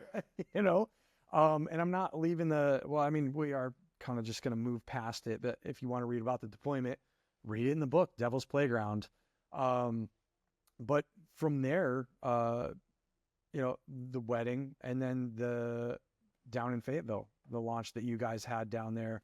And I know that you had said you guys did it in a panel fashion, to where you had the guys that all had showed up. I mean, how many Two Charlie did you have down there? So step back one step. In November for Veterans Day, we went to Fort Collins, Colorado, which is where Bragg was kind of based out of. Yep. And we held a reunion there, at kind of a book release party. Yeah, saw the pictures. Yeah, we had, I think, 26 of us, and I want to say it was about 32 with some of the Gold Star family members. With all the wives and everything, I think we had about close to 50 of us come out there. That's amazing right there. It's very amazing, because it's not even just like us now too. Like, the wives are now forming relationships, and like, you see them kind of off in the corner talking, or, even having conversations about like us, like, why, are you experiencing this with your husband? Is he this way? And it's more of these touch points than just us. So it's become this bigger family, which I think is very, very, very, very rewarding, and very just cool to witness, just to watch people come together in so many different fashions, not just us. But yeah, we had all of us out there, and that was a cool moment, that we got to kind of relive some of the nostalgia, during the deployment. Kristen Santos had sent forward a bunch of stockings and stuff, and Carlos made us all do those for Christmas. So, being Veterans Day this year, right before Christmas, she resent all these stockings out to Fort Collins, and we had to go back through and sit with our stocking and take a picture. This time it was with Rosa, because Carlos wasn't there, but Kristen got to stand there, kind of in her husband's place, as we each got our stocking. So that was a a cool little moment to like full circle the family back around, and and the next guy in line was now the Santa. So that aspect, and then we moved to Fort Bragg, and we did the panel thing at the Airborne Museum. We got to go out and visit the guys, the new 2 Charlie, if you will. Yeah. We were, and it was perfect because we were trying to get them to come to the Airborne Museum, but they're in their ITC phase. Yeah. So I got with the commander, and he was like, I don't know if I can do this. And I was like, why don't we come see you in the field? And he's like, would you really come see us in the field? I was like, absolutely, we will. So, we were at the battalion area at 6 o'clock in the morning, just like a regular day. And there was a mill van there for us, take us out to the woods. And we got to catch the guys literally crawling out of their sacks first thing in the morning. And it was a cold Fort Bragg morning. And That's awesome. we got to be the old timers coming out and sharing a little bit of, about us, our experiences with transitioning, the PTSD thing, the purpose aspect, and got to really talk to them about what they're doing now, why it matters, some of the stuff that we talked about, like growing up from being a team leader. Yeah. Got to tell them some first, account experiences of like, hey, I got it. Like, you're pulling security at a tree right now, but that tree is a real thing, and kind of explaining it, and kind of hoping that we, have some type of impact on our next generation. Mm-hmm. You have more of an impact than you think, I mean, especially with something like that. Do you remember when they took Rock out before we deployed? I don't. Okay. Remember I remember, and I don't know if like maybe I might have been gone on Advon, or maybe I just don't remember it, but yeah. Cause I mean, I remember that. I remember a few of them, that they had. And, it was kind of did you experience anything to where it was almost like you were looking back at yourself in a way? Yeah, you could see the same look of like disdain and grumpiness, and like the suck, right? Like, why am I doing this? But it was cool in an old timer way. Like, you really start to feel like an old man. You know what I mean? It's like, man, I was you. Like, I literally was you. Yep. Like, I was carrying that 240. Like, yeah, this and that, and it was nostalgia, and it was even just walking through Area J was like the sight smells and all that type of stuff coming back. You know what I mean? Like, why am I like even start tweaking out? I'm not. I went and got a cup of coffee. You know what I mean? Like, I went and got a cup of coffee, and it's the same burnt coffee. Like, they've been recycling the same grounds for 30 years. Get every bit of caffeine we get out of this bean, and it's just everything, everything stays the same, but it changes. They got cooler gear, they got cooler weapons, but they're still, we got a commander there that was our commander, one of the BCO POs, and he's doing the Two Fury thing with those guys right now. And he's treating it like Jenny and Puckett did, and it was refreshing to see that what we've done isn't in vain. The whole battalion area was a lot about us, mainly about us. Yeah. A lot of people freak out or have been like, dude, are you like, really? It's almost like it's a legend over there. It's wild. Yeah, and it's a lot about our heritage now. You know, and it's that's humbling to see. I think when we were going through it, right, you thought you were just going through the war. You thought you were just like everybody else, but kind of stepping back now, and it's like, we're kind of the OGs of war, if you will. We got to play the game at the highest level, and now we're kind of looked upon. There was so I mean, throughout the rest of my career, like people I talked to and stuff, I had never really thought anything of it, but then talking with different SF guys, to where a lot of people just hold them in high regard and esteem. And it's not like I'm not downing them at all. Like, I mean, that to do that job and everything. But there was a lot of them that came out and looked at me and they were just like, this is all in a year? Like, are you kidding me? Like, I in my entire career, I haven't experienced that much and stuff. And it just really was. I don't know whether to the timing, the situation, that point in the war that it was, but we really did. We experienced a hell of a lot, in that amount of time. We got to play the Super Bowl of war, if you will. That's whichever way you take that one, man. I mean, it is. You don't, you know, if you've been on multiple deployments, you probably have seen yourself in some situations like nothing's going on, or it just depends on your sector and the mission and everything that's going on.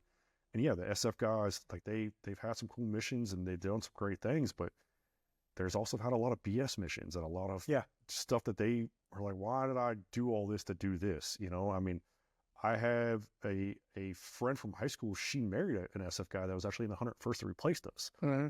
Then he went on to do SF. He's like, bro, I saw more in that Argandab deployment than I saw in my entire SF career. Yeah. And that's not to like downput other people, because that's another thing too, is like I tell a lot of them, like, we just experienced a lot in a small amount of time, and it's atypical, but at the same time, these stories that happened, you know, and these incidents that happened are echoed across the GWAT, whether it was in like, you know, 1 or 2 incidents that somebody experienced, as opposed to, you know, 4 months of this or 6 months of this. But this is stuff that's echoed across, and this is things that people are facing in their everyday lives, you know, or had faced at one time or another during war, you know, and across the board, some of the same things that the troubles and stuff that guys are facing now, whether it be to from addiction or PTSD or marital problems, you know, are all stemming from these. But it's really that entire generation is facing a lot of that. Yeah. You know, and it sucks to see. But I do think that some of what you've had a part in with Charlie Company, with recreating those support bonds and stuff and reconnecting with everybody, is that, from things I've seen anyway, and reconnecting and the things that I've seen with Charlie Company, and looking at the writing on the wall of like, all right, what does the future hold for us as veterans, or, you know, us within our own little bubble? What are we looking at here? And I really respect the fact that I feel like you guys got it right in that way, of really keeping a tight-knit family together and keeping in touch with one another. I mean, how did you go about, like, did you hold like a call-out roster? Were you part of a Facebook group? There was always kind of a running Facebook chat that kind of had been there, but it was kind of to put out bad information, really. You know, it really wasn't, we weren't talking. Yeah. And, you know, I think it was just that time. I think timing was everything, kind of like what you said. The Bravo company came out. There had been times throughout the decade, you know, that I had said, hey guys, what do you think about getting together? And I'd get a few, or I'd say, hey guys, what do you think about doing this? And you get a few. And it was, I think, the catalyst of, we had our first suicide that happened right at the beginning of COVID. We had COVID, which I think changed for a lot of people. A lot. You know, I think COVID did a lot. And then we had the Bravo Company book come out. And I think when all that kind of happened, it shifted a lot of people's perspective. You know, I think everybody had ran, you know, for so long, and we're just running. Yeah, I was. Yeah, I was too. Yeah. And I think everyone just stopped for a second, probably because of COVID. You know, you're forced to stop. And it was like, maybe we should talk. And then it was just like, as soon as we talked, everything started coming out for everybody about what has been going on for the last 10 years. And, you know, I think when you have people that are willing to open up themselves and say, you know, I've been divorced, I've had addiction issues, I've been in VA counseling, other guys are like, all right, man, it's not just me too. Yeah. And when it comes from your own within, especially being a leader or someone like that, when you have the leaders that kind of let off and like, you know, guys, I've been sucking, you know, I haven't been right in a long time. I think it starts to allow other guys to say, all right, I ain't been right either. And I think it was that perfect storm of everything that kind of happened, and it happened at an perfect time, if you will. And that's kind of what brought us all back together. And, you know, and since then, it's I could safely say for myself, my life's been better. And I know for a lot of other guys that have come out and said, they're like, you know, not a lot's changed, but my outlook's changed. Yep. You know, I know that I got someone to call again to talk to, or I know that I'm just not struggling. Mm-hmm. Because, you know, it's not like we're all fixed, right? Like, it still sits in our mind every day. Yeah. You know, it's not like you just wake up one day and you're fixed. And I think that's what a lot of guys think, that like, I'm going to go to counseling, or I'm going to, you know, do this and like, it's going to go away. It's not going to go away. Mm-hmm. You know, like what you saw and what you went through, it's burned. Yeah. It's burning your soul. And now it's like, okay, how do I adjust life? You know, give yourself a little grace, give your brother a little grace, and help each other move forward. And I think that's kind of where we've been, and I hope and pray that we continue to stay in that way.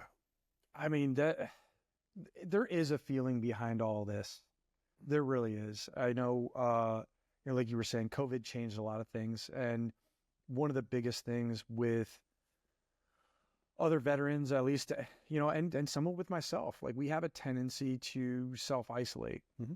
you know, especially away from the flagpole or the support group and stuff that we've got. We'll self-isolate, and this isn't something you can do alone, you know, and by reconnecting and by forming those groups again, you know, you really are. Just being there for someone to reach out to already is big, Mm-hmm. and especially when somebody has nobody. Yeah, I think a lot of people get caught up on thinking, and we could have talked about this earlier, like you got to do a lot. You don't have to do a lot. Nope. You really don't. It takes someone to create a Zoom link. It takes someone to text each other, and then it takes you to click on that Zoom link and show up. Yeah. You know, you don't. There's guys that get on that don't say a word. Yep, and they're just there to hear it. They're just here and they laugh in the background. Yeah. And they're the ones that text later on, "Hey man, I really needed that. Mm-hmm. You know, I needed to hear you guys talk. Yeah. Because life sucked." There was something that one of the Bravo company guys by the name of Dave Huth had created. You know, me and him had talked, and I know I put the web end of it together, but it was really all the concept. Everything was really him. Mm-hmm. For something that we turned into what was called veteran peer groups. I actually retained the website just because of like how effective it was.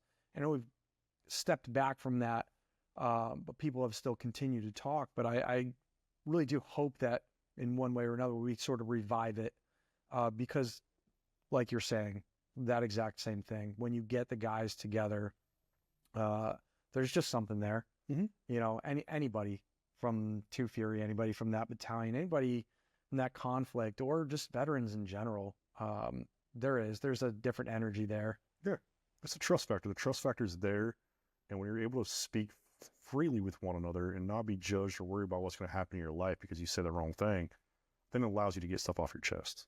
Well, that's one of the biggest things in that I hear. There's so many fake people out there, you know, and fakeness, whether it's because someone has their own agenda and whatnot, to where when you have that real connection, there's other business people and stuff that I know to where they're like, man, you're just real.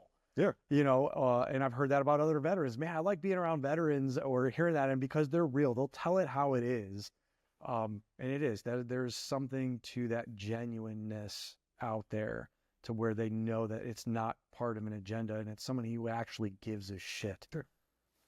Yeah. I mean, I don't want to see another one of my guys be buried in the ground, you know what I mean, for the wrong reason. Same. And that's, you know, ultimately where I want to just remain. I don't want to attend another funeral unless you're old. Right. Yeah. Yeah. These reunions don't need to be from a suicide. Yeah. Absolutely. Yeah. No, I agree there, man. I mean, what's some of the stuff that you've seen out there? I mean, have you ever talked to anyone down off the ledge or anything, or? Yeah, we had a guy that throughout the book writing thing was on a bad path. You could tell he was on a bad path. Yeah.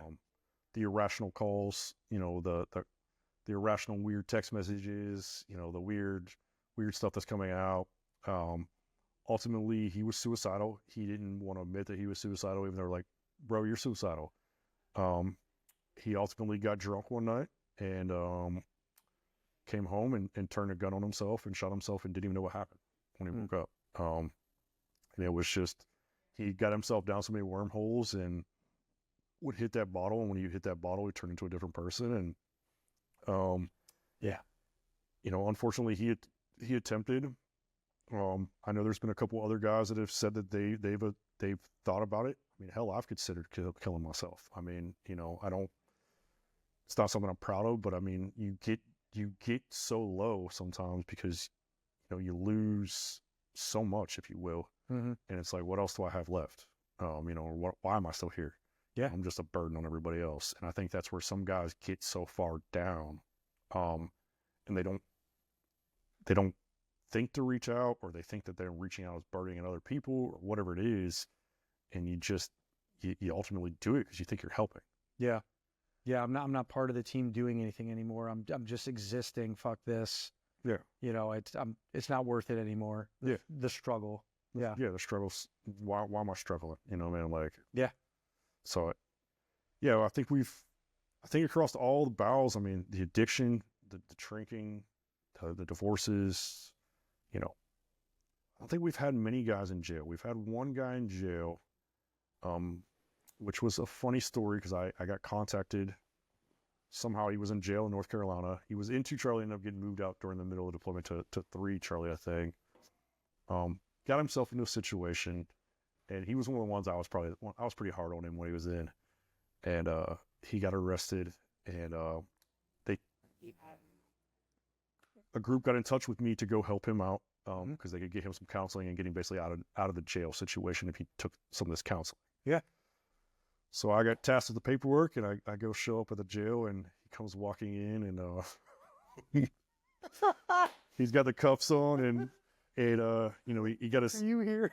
He got his head low, and he looks up, and he sees me, and it's like, you can tell he wanted to do push-ups. Like he was like, "Oh man, it's like you." Why? What's up, bud? You know, just what are you doing?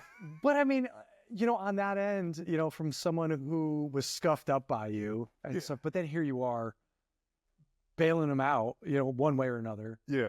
You know, that just shows that, you know, that didn't matter from before. You know, you're someone who gave a shit. You care about these people. Yeah.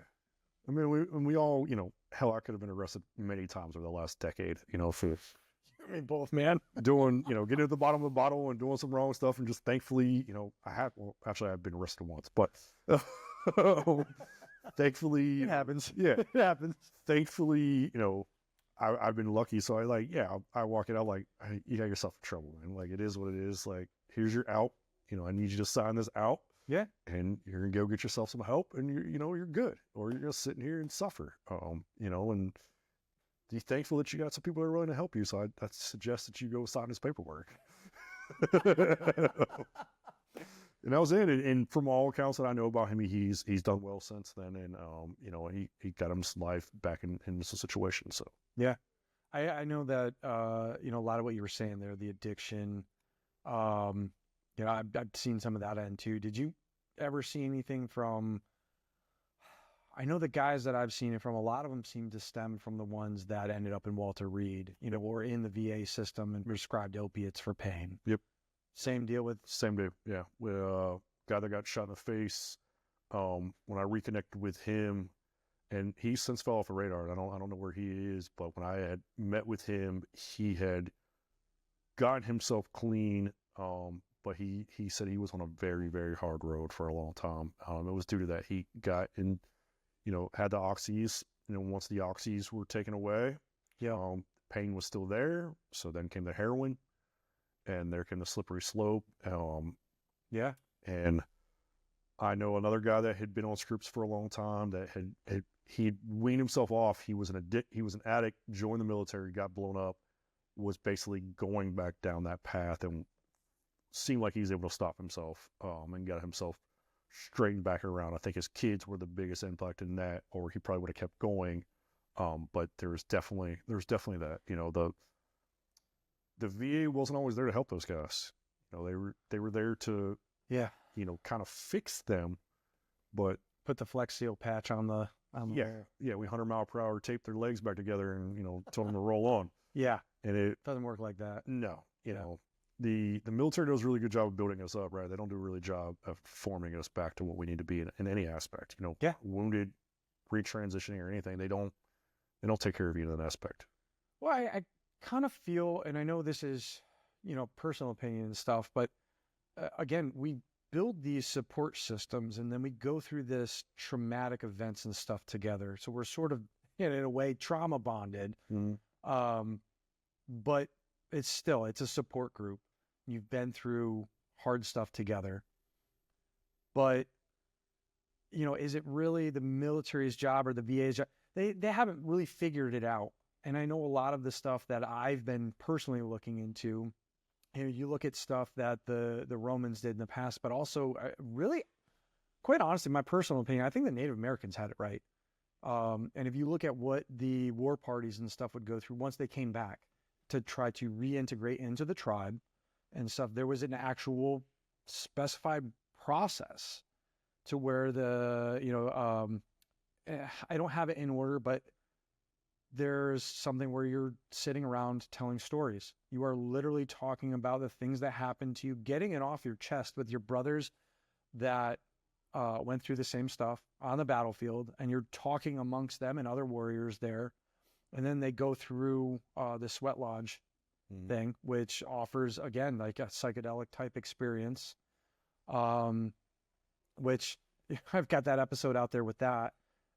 In which I really do. I hope that some of those guys can get into some of those therapies, because I feel like there's merit there. And there's something to be explored there. And there was just a process, and I feel that this stuff has existed, and then it's almost, either through the American way of, well, just take a pill, it's a catch-all, or that type of thinking. And it's like, you kind of got to go back and look at how things were done in the past, because you look at the warfare that they experienced, but they didn't experience the same type of, or, maybe it just wasn't documented. I don't know, but I do know that I feel like there was something to that and a reason why they did that. You don't hear of the same instances happening within the tribes. But heck, to be seen. Yeah. I mean, I know, to your point, the VA just, here's a pill. My personal relationship with that, I was in a down place, and, they wanted to give me the SSRIs, and, took them and came back from my follow-up, and I was like, hey, man. He's like, how are you doing? I'm like, I'm numb. Like, you could break in my house and I'd probably thank you for, stealing everything off. Yeah. And I was like, can we go down on a dosage? Well, sir, the goal is to get you to this amount of milligrams.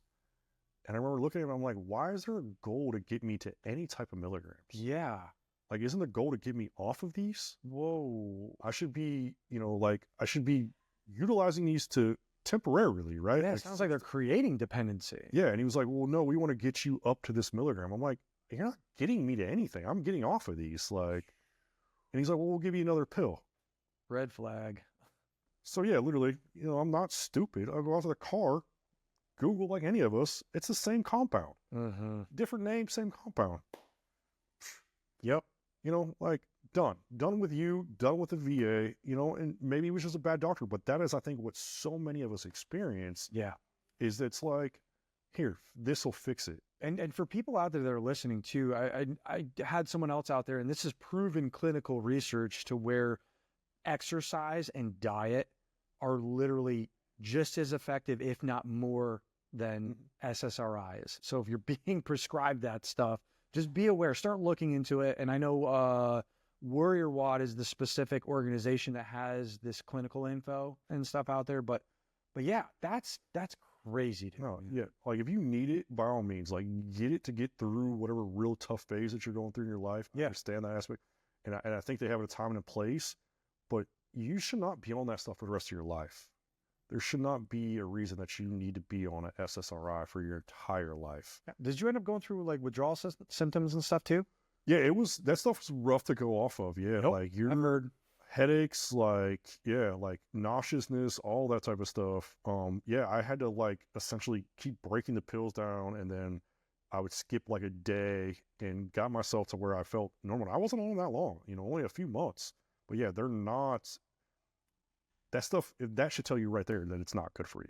Yeah. If you need to be weaned on or off of it, that's a problem too. That's That's yeah, exactly. American mindset again. You know, take a pill. You know, where is this being pushed from? Not saying it is, but I have heard before someone who had a theory that really, quite honestly, they were like, I wonder if the VA is actually just a pill factory kind of thing with a backdoor deal with a pharmaceutical. You know, but again, that's Not my circus, not my monkey. exactly. You know, it could be just the conspiracy theory side of things. Yeah. Right? Oh, I think, you know, but at the same time, I think there's probably great people in the VA that really want to help veterans, and and I think there's also the 5% bad that are out there just doing a job and could care less what you really went through, and don't you're just a block for them to check and another patient. I think that it's 100% accurate. But I think that's where you as the veteran need to understand like where you are in life, and it isn't that bad. It might be bad, but it isn't that bad. And to your point, like, what else are you doing to change things? What are you holding yourself accountable for? Yeah. What are you trying to do to get better? well, and it for my experience personally, and I'm not trying to dog on the VA, and quite honestly, because I've gotten a lot of really good care through the VA, but it almost seems to be the frontline workers, like where the good is coming from.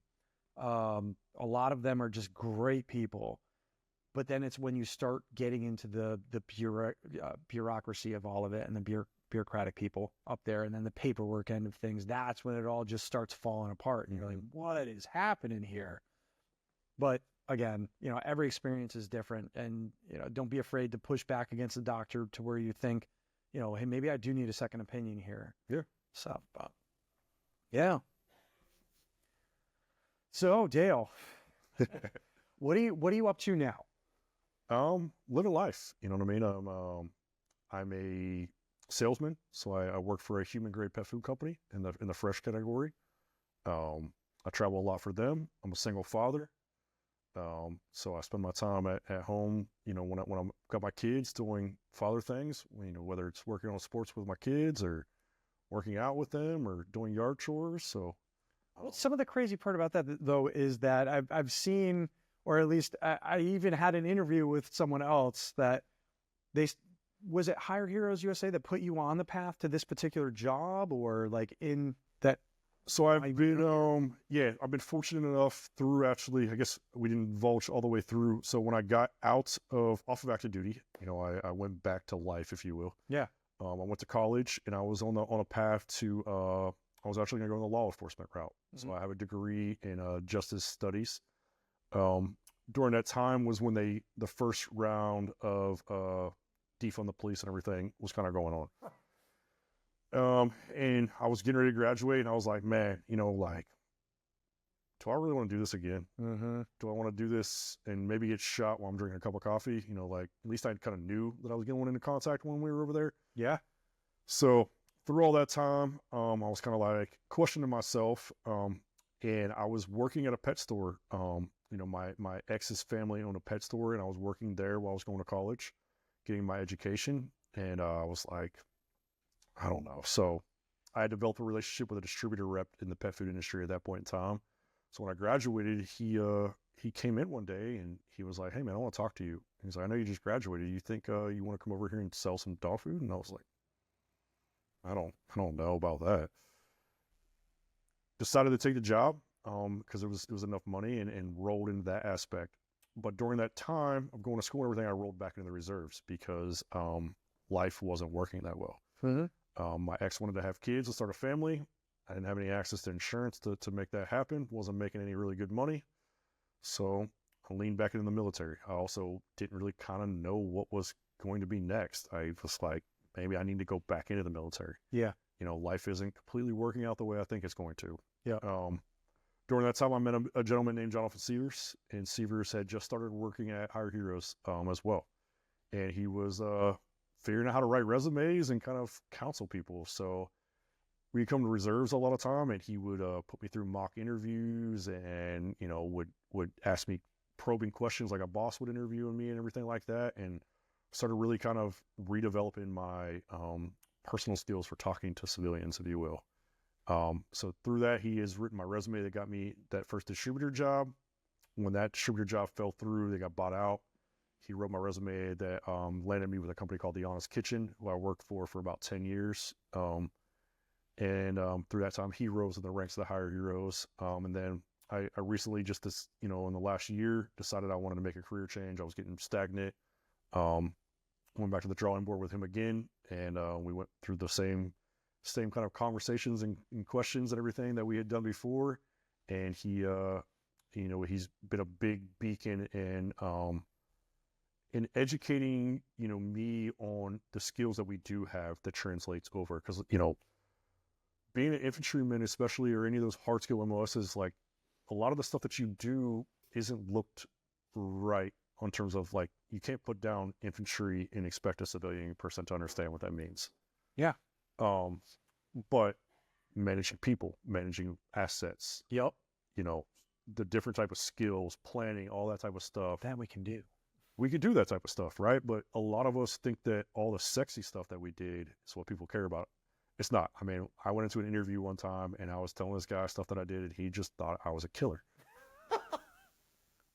Didn't get the job, and that's defeating. That's very, very. I've been through that myself. It's very defeating to know that you're a high, intelligent person that's done high value stuff, that has a lot of skill sets, but not know how to put it down on paper to get the right look is very hard. Yep.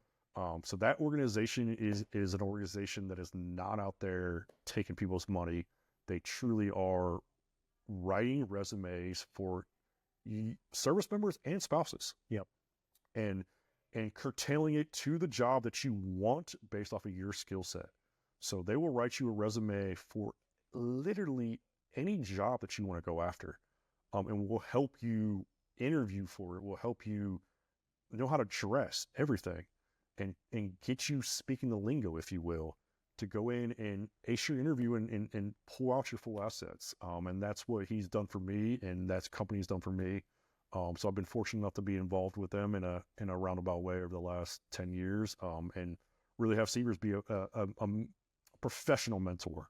We both have similar infantry backgrounds. The trust bond was there. He had a CIB on his chest when I walked in. All right. Oh, okay.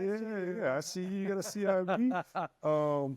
So, that trust factor was there with him, but, to anybody is out there that's transitioning or is considering different jobs that has a DD-214 or your spouse, like, reach out to them. They're a good, wholesome organization. They're not taking investors' monies and, lining their pockets with it. They're doing the job. Yeah, that's, I know I had talked to Severs, and I don't think it was actually through you. I think it was, I saw a post with you with them in it. And I might have asked something about, hey, what do you know about this organization? But there's another one out there, and whether it airs after this one or before, take a look out there for the Higher Heroes USA interview with Jonathan Severs, because hell of a guy, a lot of information. And actually, I the amount of what they're doing now too with like mill spouses as well. A lot of people don't realize how it can be for a mill spouse to find a job. When you're going to be there for 2 to 3 years. Yep. And this is the fact too, is that the employers know that around the posts, and a lot of them look down on that, and where they get shoved into these crappy jobs because they're forced to. And it's just like, yeah. When I was running the pet stores, I mean, that were some of my best employees. Like, I was kind of reverse. I sought after them. I knew that I had a time limit with them. yeah, But if you could work with their schedules, a lot of time they were the best employees to have. Like, they were very intelligent women that a lot of times had degrees or were smarter than me. They just were foregoing their life for their husband. Yep. And they were raising the family, but they wanted to work. They wanted to get back in some aspect. Yeah.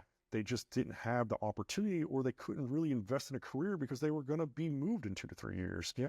But they have tremendous skill sets. I mean, and they're the reason that a lot of us service members are successful. I was going to say is families of people, like service members and their families, there is this built-in, like, they are there to serve other people. That's where they're getting a lot of their purpose and stuff. And it's sad to me to see that, but it's also, heartening to know that those people are still out there. Yeah. So yeah, he's a great person in that organization, is stand up. So highly recommend if you need assistance, go through them. Nice. Yeah. And I mean, sales, that's something that translates across the board. I mean, really, my thoughts anyway, you're always selling yourself, whether it's one thing or another. Yeah. So, I mean, that's a phenomenal job. It's been fun. It's been a different, It can be sucky too. It's been an interesting ride. I've got to meet a lot of cool people, experience a lot of cool things, learn a lot about the pet food industry, dogs. I'm a dog guy myself, but just seeing the different avenues and approaches through the pet industry, the different way people run businesses and stuff like that. It is pretty cool. I can't say that I have a bad life. I'm definitely enjoying things right now, and can't be in a better place, I wouldn't say. So if you're feeding your pet and want a better version, go feed a Pup Above. They're a gently cooked product out there, better version of a farmer's dog, and boom, give them a little plug. And put the links in there, tag them in the post. Yeah, like, hey guys, try a little bit of their dog food. It's good company. With a farm, with a startup company right now. So yeah, family owned and out of Austin, Texas. So yeah, but those small ones are what turns into something. Those startups, and especially ones that they have their heart invested. I mean, it doesn't always work out that way, but usually more times than not, if there's good people behind it and they have that drive to push through, that's how that's how they grow. That's how they scale. Yeah. So the last company I was with was literally, I caught them in their break between being a startup and kind of a big corporation. By the time I left, they were valued at over 500 million, and we were in every avenue that you could be in pet food. And it's nothing against the company. It just my job was kind of done there, if you will. Yeah. No. I completely understand. If you're not fitting anymore, it's time to go. Yeah. Because you get stagnation, and that's not good for anybody. No, it wasn't. Isn't. Yeah, I wasn't any good. I wasn't doing them any favors. They weren't doing me any favors by the end, and it was time to put my skill set somewhere else. Yeah. All right. So if there's someone out there, and I know you kind of already answered this one, but to reconnect and everything, what would be the best way? Someone calls, or you're thinking about somebody and stuff. I think it really is just if you're thinking about someone, if it's this day and age, text them. If you're thinking about them, text them. Ideally, if you can take it a step further and call them. But I think it's really don't have an agenda, and just really try to figure out where people are in life and what they've been up to, and to be proud of your brothers and your sisters, and just be thankful for them that they're here, and understand that life is so many different avenues, and just because you're high right now, you're high as high as, and you ain't as high as you think you are, and you ain't as low as you think you are, that whole saying. Yeah. And just kind of meet people where they're at in their life, and be happy for them. Don't be, if you were the team leader and now your Joe's more successful than you, be happy for them. And that doesn't mean that they're still not going through something. It doesn't mean you still can't be their leader. But they're just more professionally successful than you at that time. I was going to say is I heard it from someone else, and I don't know if it was direct but they said something along the lines of, I have not met a successful person out there that hasn't been through the fire on the way up. Yeah. So I mean, you might look at that person and be like, man, look at them, and they're so successful. It's like, yeah, but you know what they've been through to get them there. Yeah. And also, if you were their leader at some point in time, you help get them there. Yep. If one way or another, you kind of help get them there. So I think that's it. And then, the whole saying, if it's not me, then who type of thing, then who? Be that person, be that guy that creates the Zoom link. Be that guy that texts everybody and says, hey, we got a call on this date. And maybe you have 5 guys show up, and that 5 guys shows a 7. And 7 times 12. Yep. Do it. Just do it. I don't know what else to say, and if you're those guys sitting out there, click on that link and be on that call. Say you got to sit there every time, or you got to listen to everything, but be on that call for 30 minutes and talk back and open up. I think a lot of times just opening up, if you can be vulnerable and let people understand that, like, you're going through it, they're probably going to let a little bit of what's going on in their life out too. Yeah. And it takes you stepping aside from your ego and putting your shit out there and saying, you know what, I've been divorced, I've had addiction issues, I've been an alcoholic, I've slept with as many people as I could do, whatever the case is, pleasure, buried my pain with pleasure. I've done all that. I've put the gun to my head. So I'm here to tell you that, Yes. If I've been through it and I know that I'm still living and I'm still fighting and trying, then what's stopping you? But if you don't know that, maybe because you see me successful. Yeah. Well, look at him. Like, man, like I can't be there. Yeah. Because I don't see that end. Because I've dealt with this. Well, guess what? I've had all the same problems. Yeah. And I've heard that from some people before, and and it's true. It's true. If you're willing to put yourself out there and to let people know that you're hurting, they're going to probably do the same. Yeah. And so, I mean, no, it resonates. And there's a ripple effect. Like once you raise that hand, or once you take that step to do that, it's surprising to see the people that come out of the woodwork to talk about it, or thank you for that end. Like, dude, thanks for opening up about that. You have no idea what I was going through at the time. So I think, to your things, put the ego aside. You're not a badass anymore. You're not Superman anymore. We're all vulnerable. We're all humans. If it hurts, things hurt, different things hurt. Yeah. And, just be willing to talk about, your shit, and it's okay. Like, no, I don't think we're just people, man. We're just people, right? Everybody's got their struggle. We're just people, and we can learn more from each other than it is apart. Yeah. And I think, no one judges everything. We judge like he's had issues at some one time. Who cares? Yeah. Who cares sometimes what other people think about you? Yeah. What does it matter? Yep. You got to put your shoes on, you got to put your pants on, and you got to be the one to step up. So if you're willing to lay it all out there, yeah, who cares if you're saving other people and there's no agenda? Yeah, I can't even think of another way to end this. That was like perfect, man. So, hey, brother, dude, thanks for coming on. And no, anytime. I'm sure there's going to be something in the future anyway where you'll pop up here and there. So, but no, thanks, man.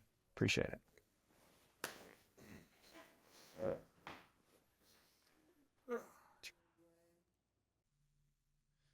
I hope you've enjoyed this episode of Veteran Success Story.